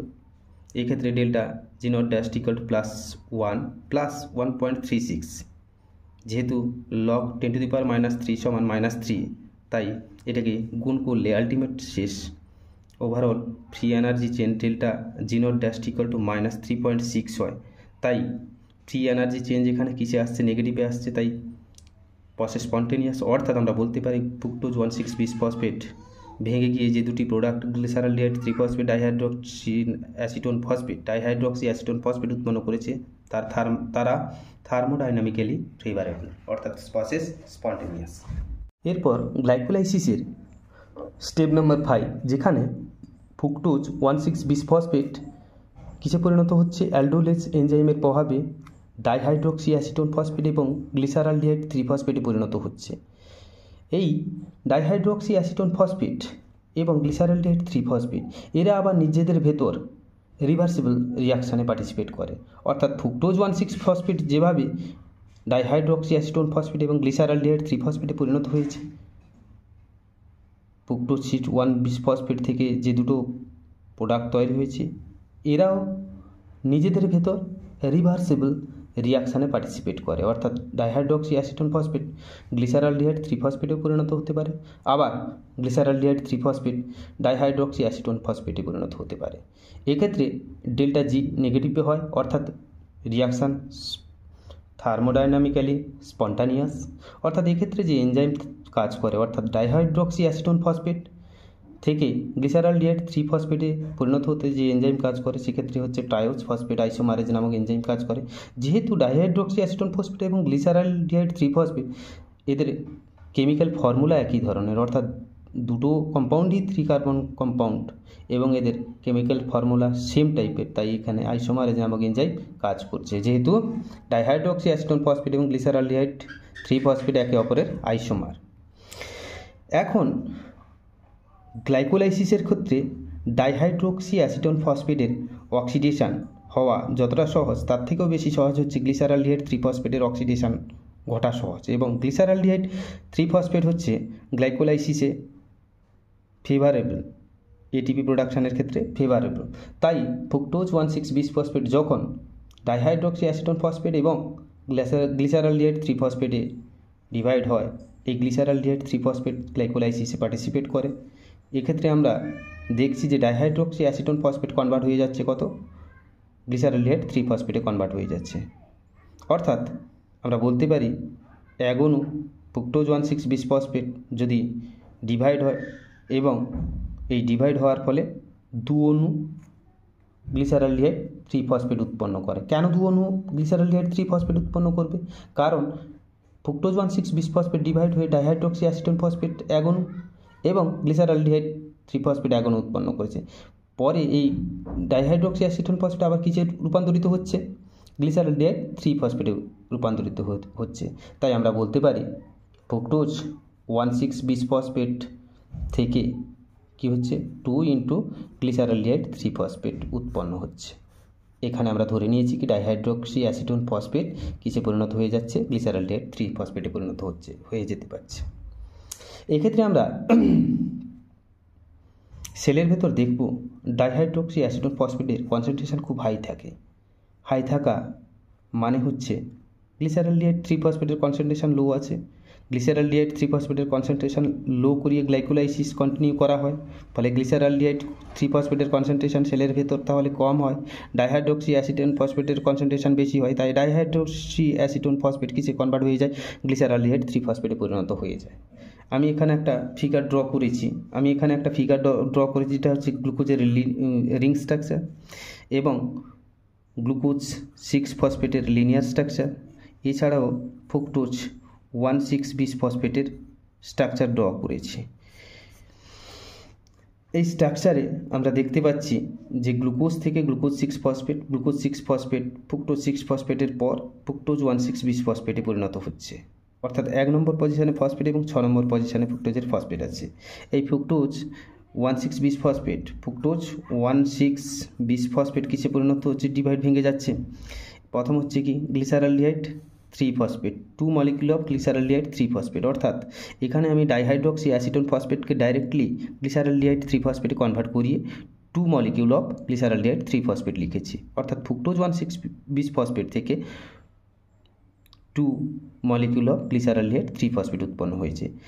এই 2 মলিকিউল অফ গ্লিসারালডিহাইড 3-ফসফেটের ক্ষেত্রে জাস্ট 1 নম্বর কার্বন, এটা 2 নম্বর কার্বন, এটা হচ্ছে 3 নম্বর কার্বন। আর দ্বিতীয় নম্বর গ্লিসারালডিহাইড 3-ফসফেটের 1 নম্বর কার্বন, দ্বিতীয় নম্বর কার্বন এবং তৃতীয় নম্বর কার্বন।